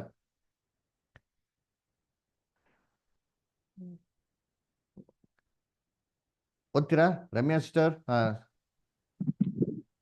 ಮ್ಯಾಥ್ಯೂ 15 ಚಾಪ್ಟರ್. ಆ ಸೀಮೆಯಿಂದ ಕಾನ್ಯಾನ್ಯರೊಬ್ಬಳು ಹೊರಟು ಬಂದು, ಸ್ವಾಮಿ, ದಾವೀದ ಕುಮಾರನೇ, ನನ್ನನ್ನು ಕರುಣಿಸು, ನನ್ನ ಮಗಳಿಗೆ ದೆವ್ವದ ಕಾಟ ಬಹಳವಾಗಿದೆ ಎಂದು ಕೂಗಿಕೊಂಡಳು. ಆದರೆ ಆತನ ಆಕೆಗೆ ಏನು ಉತ್ತರ ಕೊಡಲಿಲ್ಲ. ಆಗ ಆತನ ಶಿಷ್ಯರು ಬಂದು, ನಮ್ಮ ಹಿಂದೆ ಕೂಗಿಕೊಂಡು ಬರುತ್ತಾಳೆ, ಆಕೆಯನ್ನು ಕಳಿಸಿಬಿಡು ಎಂದು ಆತನನ್ನು ಬೇಡಿಕೊಂಡರು. ಅದಕ್ಕಾತನು, ತಪ್ಪಿಸಿಕೊಂಡ ಕುರಿಗಳಂತಿರುವ ಇಸ್ರಾಯೇಲನ ಮನೆತನದವರ ಬಳಿಗೆ ಹೊರತು ಮತ್ಯಾರ ಬಳಿಗೂ ನಾನು ಕಳಿಸಲ್ಪಟ್ಟವನಲ್ಲ ಅಂದನು. ಕಂಟಿನ್ಯೂ. ಆಗ ಆಕೆ ಬಂದು ಆತನಿಗೆ ಅಡ್ಡಬಿದ್ದು, ಸ್ವಾಮಿ, ನನಗೆ ಅನುಗ್ರಹ ಮಾಡಬೇಕು ಅಂದಳು. ಅದಕ್ಕಾತನು, ಮಕ್ಕಳು ತಿನ್ನುವ ರೊಟ್ಟಿಯನ್ನು ತಕ್ಕೊಂಡು ನಾಯಿ ಮರಿಗಳಿಗೆ ಹಾಕುವುದು ಸರಿಯಲ್ಲ ಎಂದು ಉತ್ತರ ಕೊಡಲು ಆಕೆ, ಸ್ವಾಮಿ, ಆ ಮಾತು ನಿಜವೇ? ನಾಯಿ ಮರಿಗಳಂತೂ ತಮ್ಮ ಯಜಮಾನರ ಮೇಜಿನಿಂದ ಬೀಳುವ ರೊಟ್ಟಿಯ ತುಂಡುಗಳನ್ನು ತಿಂತವಲ್ಲ ಅಂದಳು. ಆಗ ಯೇಸು ಆಕೆ, ಮಾ, ನಿನ್ನ ನಂಬಿಕೆ ಬಹಳ, ನಿನ್ನ ಮನಸ್ಸಿನಂತೆ ಆಗದು ಎಂದು ಉತ್ತರ ಕೊಟ್ಟನು. ಅದೇ ಗಳಿಗೆಯಲ್ಲಿ ಆಕೆ ಮಗಳು ಸತ್ತಳಾದಳು. ನೋಡ್ರ ಏನ್ ಹೇಳ್ತಾರೆ ಇಲ್ಲಿ? ಒಬ್ಬ ಸ್ತ್ರೀ ಬಂದ್ಬಿಟ್ಟು, ಸ್ವಾಮಿ, ನನ್ನ ಮಗನ ಗುಣಪಡಿಸೋದು ಯೇಸು ಕ್ರಿಸ್ತು ಆಗಲ್ಲ, ನಾನು ಕಳಿಸಿಕೊಳ್ಳಲ್ಪಟ್ಟಂತ ಯೆಹೂದ್ಯರ ಮನೆತನಕ್ಕೆ ಮಾತ್ರ ನಾನು ಬಂದಿದ್ದೀನಿ ಹೊರತು ಏನ್ರಿ ಬೇರೆ ಯಾರಿಗೂ ಅಲ್ಲ ಅಂತ ಹೇಳ್ತಾರೆ. ಅವಾಗ ಸ್ತ್ರೀ ಏನ್ ಹೇಳ್ತಾರೆ, ಹೌದು ಸ್ವಾಮಿ ಅಲ್ದರ ಏನ್ರಿ ಕ್ರಿಸ್ತನ್ ಏನ್ ಹೇಳ್ತಾರೆ, ಮಕ್ಳುಗಳು ತಿನ್ನಂತ ರೊಟ್ಟಿನ ಯಾರಿಗಾಕ ಸರಿಯಲ್ಲ, ನಾಯಿಗಳು ಅನ್ಯ ಜನಾಂಗದವ್ರನ್ನ ನಾಯಿಗಳ ತರ ಏನ್ರಿ ಅಲ್ಲಿ ಇದ್ರಿ ಅಲ್ವರ. ಯಹೂದ್ಯರಿಗೆ ತಿನ್ನಂತ ರೊಟ್ಟಿಗಳು ದೇವರ ಆಶೀರ್ವಾದಗಳನ್ನ ಅನ್ಯ ಜನರಿಗೆ ಹಾಕೋದಿಕ್ಕೇನಿಲ್ಲ, ಸಾಧ್ಯನೇ ಇಲ್ಲ. ಅದಕ್ಕೆ ಸ್ತ್ರೀ ಹೇಳ್ತಾರೆ, ಹೌದು ಸ್ವಾಮಿ, ಕರೆಕ್ಟ್ ಹಾಕಂಗಿಲ್ಲ, ಕರೆಕ್ಟ್ ಕುಂತೀನಿ, ಆದ್ರೆ ಮೇಜ್ ಬಲಿಂದ ಏನ್ ಬೀಳ್ತದೆ, ರೊಟ್ಟಿ ಬೀಳ್ತಾರೆ ಗೊತ್ತಾ, ಆ ರೊಟ್ಟಿನ ಏನ್ ಮಾಡ್ಬೋದು ನೀವು ಕೊಡ್ಬೋದಲ್ಲ ಅಂತ ಕೇಳ್ಕೊತಾರೆ. ಮೇಜ್ ಬಂದ ರೊಟ್ಟಿ ಏನ್ರಿ ಐಶ್ವರ್ಯವಂತನ ಮೇಜ್ ಬಲಿಂದ ಏನ್ ಬೀಳ್ತಾ ಇತ್ತು, ರೊಟ್ಟಿ ಬೀಳ್ತಾ ಇತ್ತು. ಅದನ್ನ ತಿನ್ನೋದಿಕ್ಕೆ ಏನ್ ಮಾಡ್ತಾ ಇದ್ದ ಅಲ್ಲಿ ಲಾಜರಸ್ ಕಾಯ್ಕೊತಾರೆ. ಈ ತರ ಯಹೂದ್ಯರ ಒಂದು ನಡುವೆ ಏನ್ರಿ ಅನ್ಯ ಜನ ಏನಾರೋ ಆಶೀರ್ವಾದ ಬರ್ತಾರೆ ಅಂತ ಏನ್ ಮಾಡ್ತಾರೆ, ಎಲ್ಲ ಕಾಯ್ಕೊಂಡು ಕೂತಿದ್ದಾರೆ. ಏನ ರೊಟ್ಟಿಯ ತುಂಡುಗಳು ಸ್ವಲ್ಪ ಸ್ವಲ್ಪ ಅಲ್ಲಿ ಸ್ವಲ್ಪ ಇಲ್ಲಿ ಸ್ವಲ್ಪ ಎಲ್ಲರೂ ಆಶೀರ್ವಾದ ಬರ್ತಾರೆ ಅಂತ ಅಂದ್ಬಿಟ್ಟು ಅಲ್ವರ. ಅದರಿಂದ ನೋಡ್ಬೇಕಾದ್ರೆ ಕರ್ತನಲ್ಲಿ ಪ್ರೀತಿಸಗಳೇ ಒಂದು ಕಾಲ ಬಂತು, ಇಬ್ರು ಏನಾದ್ರು, ಇಬ್ರು ಏನ್ರಿ ಮರಣ ಹೊಂದಿದ್ರು, ಇಬ್ರು ತೀರೋಗ್ಬಿಟ್ರು. ಅಲ್ಲರ ಇಬ್ರಿಗೂ ಏನಾಯ್ತಂತೆ, ಉತ್ರಕ್ರಿಯೆ ಆಯ್ತು. ಇದೇನರ್ಥ? ಇಬ್ರಿಗೂ ಕಾಲಗಳು ಮುಗೀತು. ಅಲ್ಲರ ಯಹೂದ್ಯರಿಗೆ ಸ್ಪೆಷಲ್ ಆಗಿರೋಂಥ ಕೃಪೆಯ ಕಾಲ ಇತ್ತು, ಆ ಕೃಪೆಯ ಕಾಲ ಏನಾಯ್ತು, ತೀರಿತು. ಅಲ್ರ ಅನ್ಯ ಜನಾಂಗದವ್ರಿಗೆ ಏನಿತ್ರಿ, ಒಂದು ದೇವರ ಒಂದು ಕೋಪದ ಕಾಲ ಇತ್ತು, ಆ ಕೋಪದ ಕಾಲ ಏನಾಯ್ತು, ತೀರಿತು, ಅಂತ್ಯವಾಯಿತು. ಅದರ ಇನ್ಮೇಲೆ ಹೊಸ ಕಾಲ ಏನಾಯ್ತಲ್ಲಿ ಆರಂಭ ಆಯ್ತು. ಅಲ್ರ ಯಾವಾಗ ಯಹೂದ್ಯರಿಗೆ ಕೃಪೆ ಎಲ್ಲ ಅಂತ್ಯ ಆಯ್ತು ಅಂತಂದ್ರೆ, ಯಾವಾಗ ಯಹೂದ್ಯರು ಕ್ರಿಸ್ತನ ಶಿಲ್ಬೆಗೆ ಹಾಕೋದ್ರು, ಆವತ್ತು ಯಹೂದ್ಯರಿಗೆಲ್ಲ ದೇವರ ಕೃಪೆ ಏನಾಗ್ಬಿಡ್ತು, ಅಂತ್ಯ ಆಗ್ಬಿಡ್ತು. ಯೇಸು ಕ್ರಿಸ್ತ ಹೇಳ್ತಾರಲ್ಲ, ಏನ್ರಿ, ಕೋಳಿ ತನ್ನ ಮರಿಗಳನ್ನ ರೆಕ್ಕೆ ಕಡೆ ಸೇರಿಸೋ ರೀತಿಯಲ್ಲಿ ಎಷ್ಟೋ ಸತಿ ನಾನು ಸೇರ್ಸೋದಕ್ಕೆ ಏನ್ ಮಾಡಿದೀನಿ, ಮನ್ಸು ಮಾಡಿದೀನಿ, ನಿಮಗೇನಿಲ್ಲ, ನಿಮಗೆ ಮನ್ಸಿಲ್ಲ ಅಂತ ಹೇಳ್ತಾರೆ. ನಿಮಗೇನಿಲ್ಲ, ಇಷ್ಟ ಇಲ್ಲ. ನಿಮಗೆ ಇಷ್ಟ ಇಲ್ದಿರೋ ಕಾರಣದಿಂದ ನಿಮ್ಮ ಮನೆ ನಿಮಗೇನಾಗಿದೆ, ಬರಿದಾಗಿದೆ ಅಂತ ಇಸ್ರೇಲ್ ಜನಗಳ ದೇವರು ತಿರಸ್ಕಾರ ಮಾಡ್ಬಿಡ್ತಾರೆ. ನೋಡಿ ಓದೋಣ, ಮ್ಯಾಥ್ಯೂ 23:37. ಮ್ಯಾಥ್ಯೂ 23:37. ಯಾರು ಓದ್ತೀರಾ? ಎಲ್ಲಿ ನಮ್ಮ Simon brother? Okay, Joel brother. ಶ್ವೇತಷ್ಟ ಓದಿ.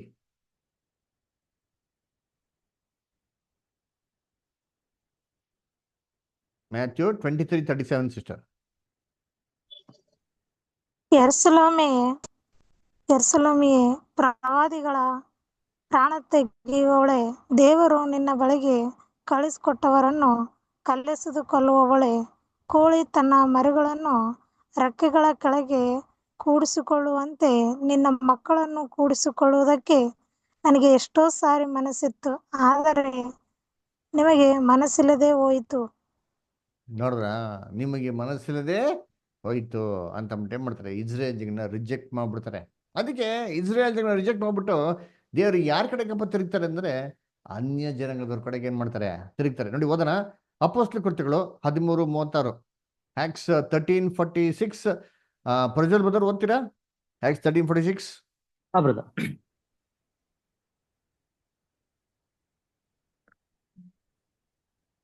ಆಗ ಪೌಲನು ಬಾರ್ನಬನು ಧೈರ್ಯದಿಂದ ಮಾತಾಡಿ, ದೇವರ ವಾಕ್ಯವನ್ನು ಮೊದಲು ನಿಮಗೆ ಹೇಳುವುದು ಅವಶ್ಯವಾಗಿತ್ತು, ಆದರೆ ನೀವು ಅದನ್ನು ತಳ್ಳಿಬಿಟ್ಟು ನಿಮ್ಮನ್ನು ನಿತ್ಯ ಜೀವಕ್ಕೆ ಅಪಾತ್ರರೆಂದು ತೀರ್ಪು ಮಾಡಿಕೊಂಡದರಿಂದ ಇಗೋ ನಾವು ನಿಮ್ಮನ್ನು ಬಿಟ್ಟು ಅನ್ಯ ಜನರ ಕಡೆಗೆ ಹೋಗುತ್ತೇವೆ. ನೋಡ್ರ, ಏನ್ ಮಾಡ್ತೀರಿ, ನೀವು ಅಪಾತ್ರರಾಗಿರೋದ್ರಿಂದ, ಯಹೂದ್ಯರು ಅಪಾತ್ರರಾಗಿರೋದ್ರಿಂದ ಯಾರ ಕಡೆ ತಿರುಗ್ತೀರಿ, ಅನ್ಯ ಜನ ಕಡೆ ತಿರುಗ್ತೀನಿ ಆಗಲ್ಲ. ಅದು ನೋಡ್ಬೇಕಾರೆ ಏನ್ರಿ, ದೇವರು ಏನ್ರಿ ಅನ್ಯ ಜನವರಿಗೆ ಕೃಪೆ ಕೊಡಕ್ಕೆ ಶುರು ಮಾಡಿದ್ರು. ಅದಕ್ಕೆ ನಾವ್ ಎಲ್ಲಿ ನೋಡ್ತೀರಿ, ಇಬ್ರಿಗೂ ಉತ್ತರಕ್ರಿಯೆ ಆಯ್ತು.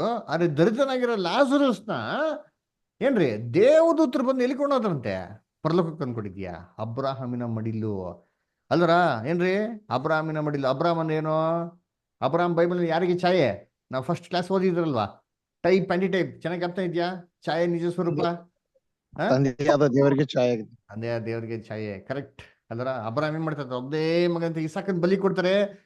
ತಂದೆಯ ದೇವರು ತನ್ನ ಒಬ್ಬನೇ ಮಗಂತ ರಕ್ಷಕಂತ ಏಸು ಕ್ರಿಸ್ತನ ಮಾಡಿದ್ರು, ಅಲ್ಲಿ ಬಲಿ ಕೊಟ್ರು. ಹಂಗಾರೆ ಅಬ್ರಾಹ್ಮ್ ಅಂದ್ರೆ ತಂದೆಯ ದೇವರು ಅದರ. ಆಮೇಲೆ ಅಬ್ರಾಹ್ಮನ ಮಡಿಲನೇನು? ಅಬ್ರಾಹ್ಮ್ ಮಡಿಲ್ ಯಾರು ಇರ್ತಾರೆ? ಅವ್ರ ಮಗ ಇರ್ತಾರೆ. ಅಂದ್ರೆ ಅಬ್ರಾಹ್ಮನ ತಂದೆಯ ದೇವ್ರು ಅಂತಂದ್ರೆ, ತಂದೆಯ ದೇವ್ರ ಮಡಿಲಲ್ಲಿ ಯಾರಪ್ಪ ಇರ್ತಾರೆ ಅಂದ್ರೆ ದೇವ್ರ ಮಕ್ಳು ಇರ್ತಾರ್ರಿ. ನೋಡಿ ಓದೋಣ, John 1:12. John 1st chapter 12th verse. Joseph brother ಓದ್ತೀರಾ? ಜಾನ್ 1:12. ಬ್ರದರ್.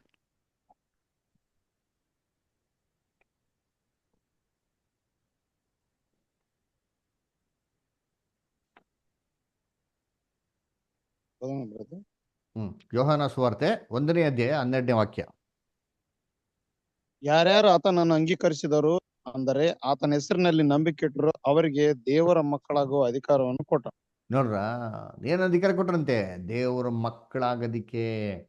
ಹಂಗಾರೆ ದೇವದೂತರುಗಳು ಏನ್ರಿ ಈ ಒಂದು ಲಾಜರಸ್ ಸತ್ತೋಗಿದ್ಮೇಲೆ ಅವ್ರನ್ನ ಅಬ್ರಾಹ್ಮ್ ಮಡ್ಲಿಗೆ ಹೋಗಿ ಸೇರ್ಸೋದು ಏನಪ್ಪ ಮೀನಿಂಗ್ ಅಂದ್ರೆ, ಅಪೋಸ್ತಲರ ಮುಖಾಂತರ ದೇವರು ಸುವಾರ್ತೆನ ಯಾರಿಗೆ ತೊಗೊಂಡ್ರು?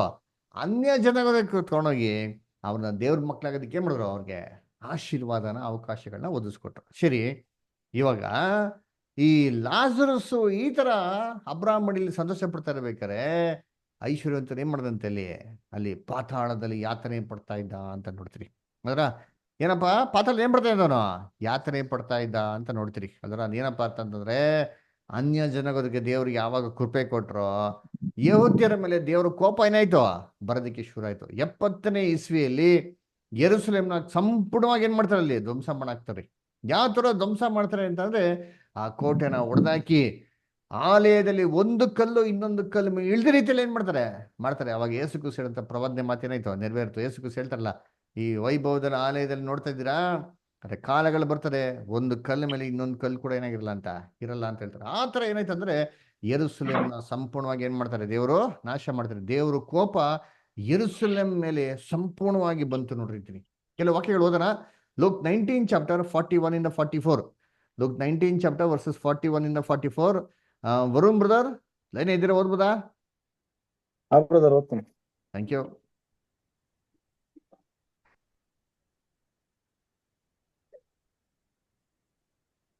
ತರುವಾಯ ಆತನು ಸಮೀಪಕ್ಕೆ ಬಂದಾಗ ಪಟ್ಟಣವನ್ನು ನೋಡಿ ಅದರ ವಿಷಯವಾಗಿ ಹೊತ್ತು, ನೀನಾದರೂ ಸಮಾಧಾನಕ್ಕೆ ಬೇಕಾದದ್ದನ್ನು ಇದೇ ದಿನದಲ್ಲಿ ತಿಳಿದುಕೊಂಡರೆ ಎಷ್ಟೋ ಒಳ್ಳೆಯದು. ಆದರೆ ಈಗ ಅದು ನಿನ್ನ ಕಣ್ಣಿಗೆ ಮರೆಯಾಗಿದೆ. ದೇವರು ನಿನಗೆ ದರ್ಶನ ಕೊಟ್ಟ ಸಮಯವನ್ನು ನೀನು ತಿಳುಕೊಳ್ಳಲಿಲ್ಲವಾದ್ದರಿಂದ ನಿನ್ನ ವೈರಿಗಳು ಒಡ್ಡು ಕಟ್ಟಿ ನಿನ್ನ ಸುತ್ತಲೂ ಮುತ್ತಿಗೆ ಹಾಕಿ ಎಲ್ಲಾ ಕಡೆಗಳಲ್ಲಿಯೂ ನಿನ್ನನ್ನು ಬಂದು ಮಾಡಿ, ನಿನ್ನನ್ನು ನಿನ್ನೊಳಗಿರುವ ನಿನ್ನ ಜನರನ್ನು ನಿರ್ಮೂಲ ಮಾಡಿ, ನಿನ್ನಲ್ಲಿ ಕಲ್ಲಿನ ಮೇಲೆ ಕಲ್ಲು ನಿಲ್ಲದಂತೆ ಮಾಡುವ ದಿವಸಗಳು ನಿನ್ನ ಮೇಲೆ ಬರುವವು ಅಂದನು. ನೋಡ್ರ, ಈಗಲಾದ್ರೂ ತಿಳ್ಕೊಂಡೋಗಿ ಚೆನ್ನಾಗಿರ್ತಾ ಇತ್ತು. ಆದ್ರೆ ಎಂತಹ ದಿನ ಬರ್ತಂದ್ರೆ ಒಂದು ಕಲ್ಲು ಮೇಲೆ ಒಂದು ಕಲ್ಲು ಇರಲ್ವಂತೆ. ಸಂಪೂರ್ಣವಾಗಿ ಇಸ್ರೇಲ್ ನಾಶ ಮಾಡಿದ ದಿನಗಳು ಬರ್ತಾರೆ ಅಂತ ಹೇಳ್ತಾರೆ ಅಲ್ರ.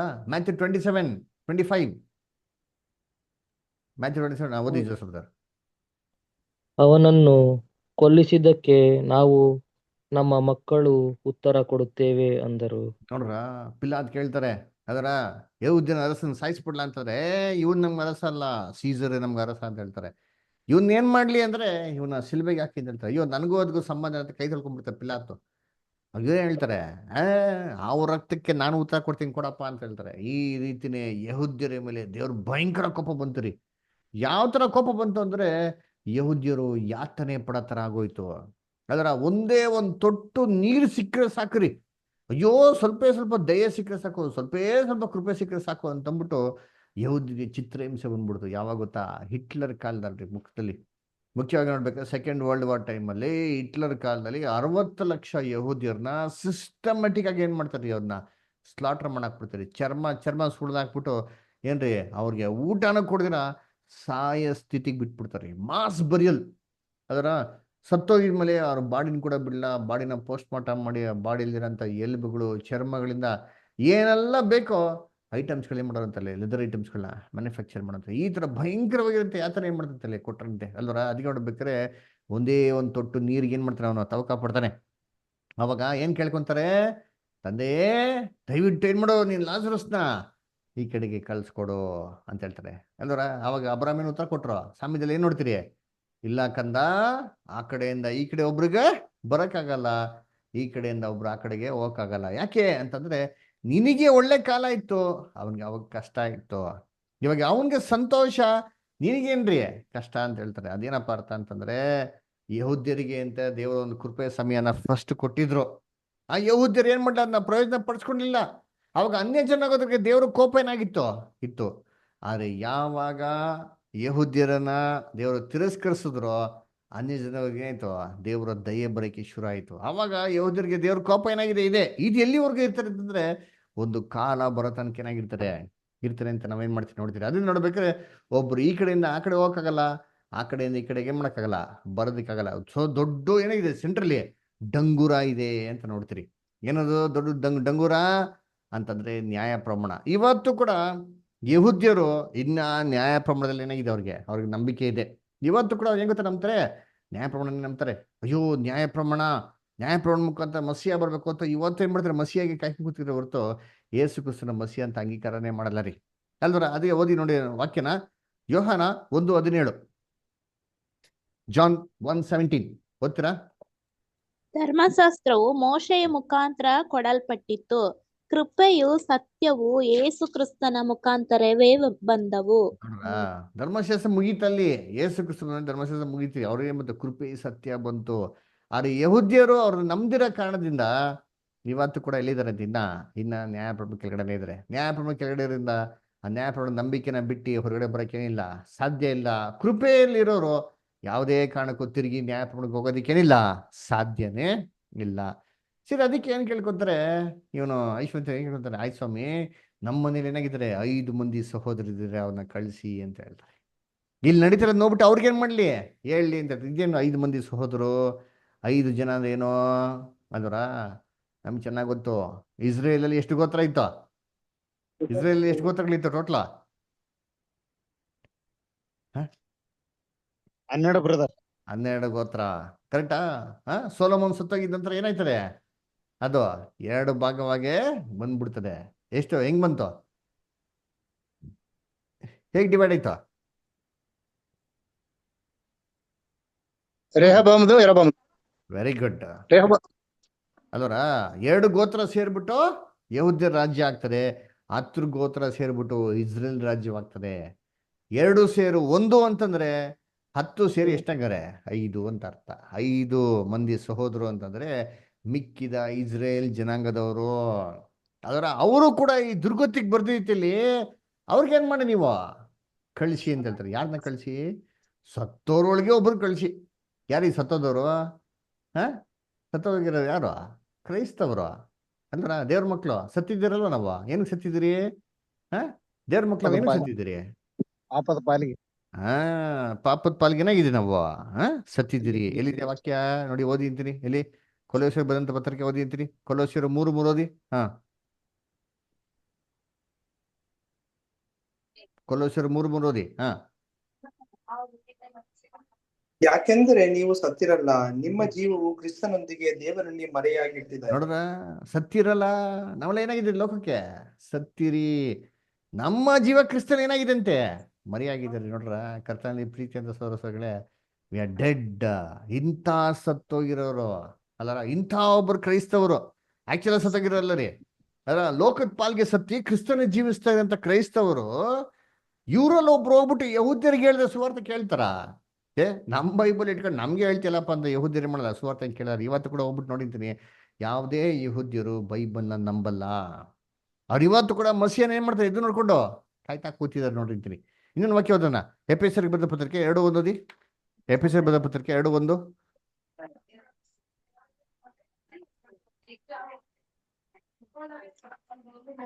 ಓದ್ರಿ. ಆತನು ಅಪರಾಧಗಳ ಮತ್ತು ಪಾಪಗಳ ದೆಸೆಯಿಂದ ಸತ್ತವರಾಗಿದ್ದ ನಿಮ್ಮನ್ನು ಸಹ ಬದುಕಿಸಿದನು. ನೋಡ್ರ, ಸತ್ತವರಾಗಿದ್ದ ನಿಮ್ಮನ್ನು ಕೂಡ ಏನ್ ಮಾಡೋರೆ, ಬದುಕಿಸಿದ್ದಾರೆ ಅಂತ. ಅದಕ್ಕೆ ಅವ್ರೇನು ಉತ್ತರ ಕೊಡ್ತಾರೆ ಅಂತಂದ್ರೆ, ನೋಡಪ್ಪ ಅವ್ರಿಗೇನಿದೆ, ಧರ್ಮಶಾಸ್ತ್ರವೋ ಪ್ರವಾದಿಗಳ ಮಾತೇನಾಗಿದೆ ಇದೆ, ಅದನ್ನ ಏನ್ ಮಾಡ್ಲಿ ಕೇಳಲಿ ಅಂತ ಹೇಳ್ತಾರೆ. ಅದನ್ನ ಕೇಳ್ತಾರ ಯಹೂದ್ಯರ ಮಾತು ಕೇಳ್ತಾರ? ನೋಡಿ, John 5th chapter 46-47. Simon brother ಓದ್ತೀರಾ? ಯೋಹಾನ 5:46.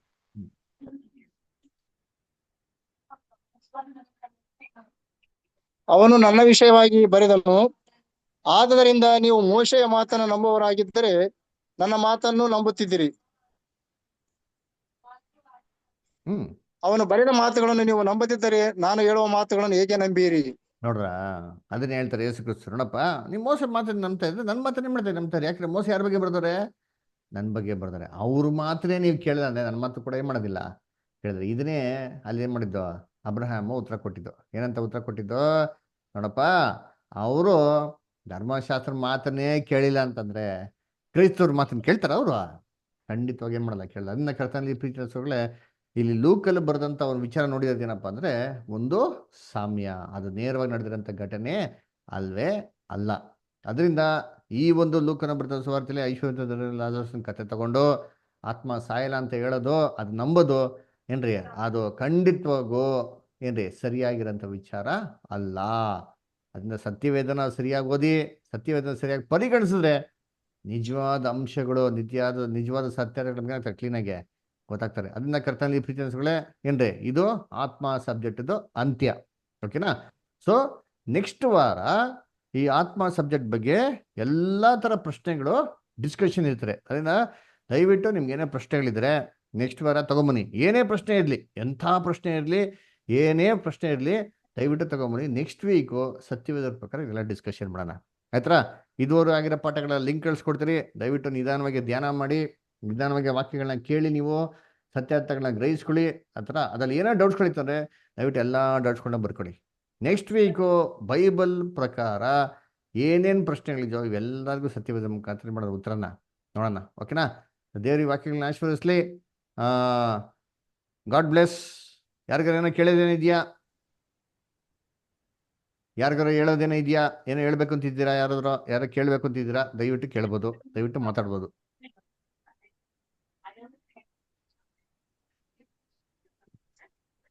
ಬ್ರದರ್ ಸಿಸ್ಟರ್ಸ್ ಯಾರ ಮಾತಾಡ್ಬೇಕು ಅಂತಿದ್ದೀರಾ?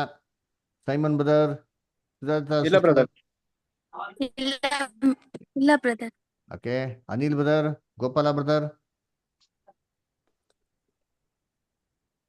Ramya sister, Jacob Antoniappa, Joel brother, Joseph brother. ಏನಿಲ್ಲ brother, thank you. Okay. Lakshmi sister, Prajwal brother. ಏನಿಲ್ಲ ಬ್ರದರ್. ಏನಿಲ್ಲ thank you. Okay. Shweta sister, Rajendra Gowda brother. ಏನಿಲ್ಲ ಬ್ರದರ್. ಓಕೆ. ವರುಣ್ ಬ್ರದರ್, ಜಿಯೋಮಿ. ಇನ್ನೊಂದ್ಸಲ ಪಾಠ ಕೇಳ್ಬಿಡ್ತೀನಿ. Okay, good. Okay, no problem.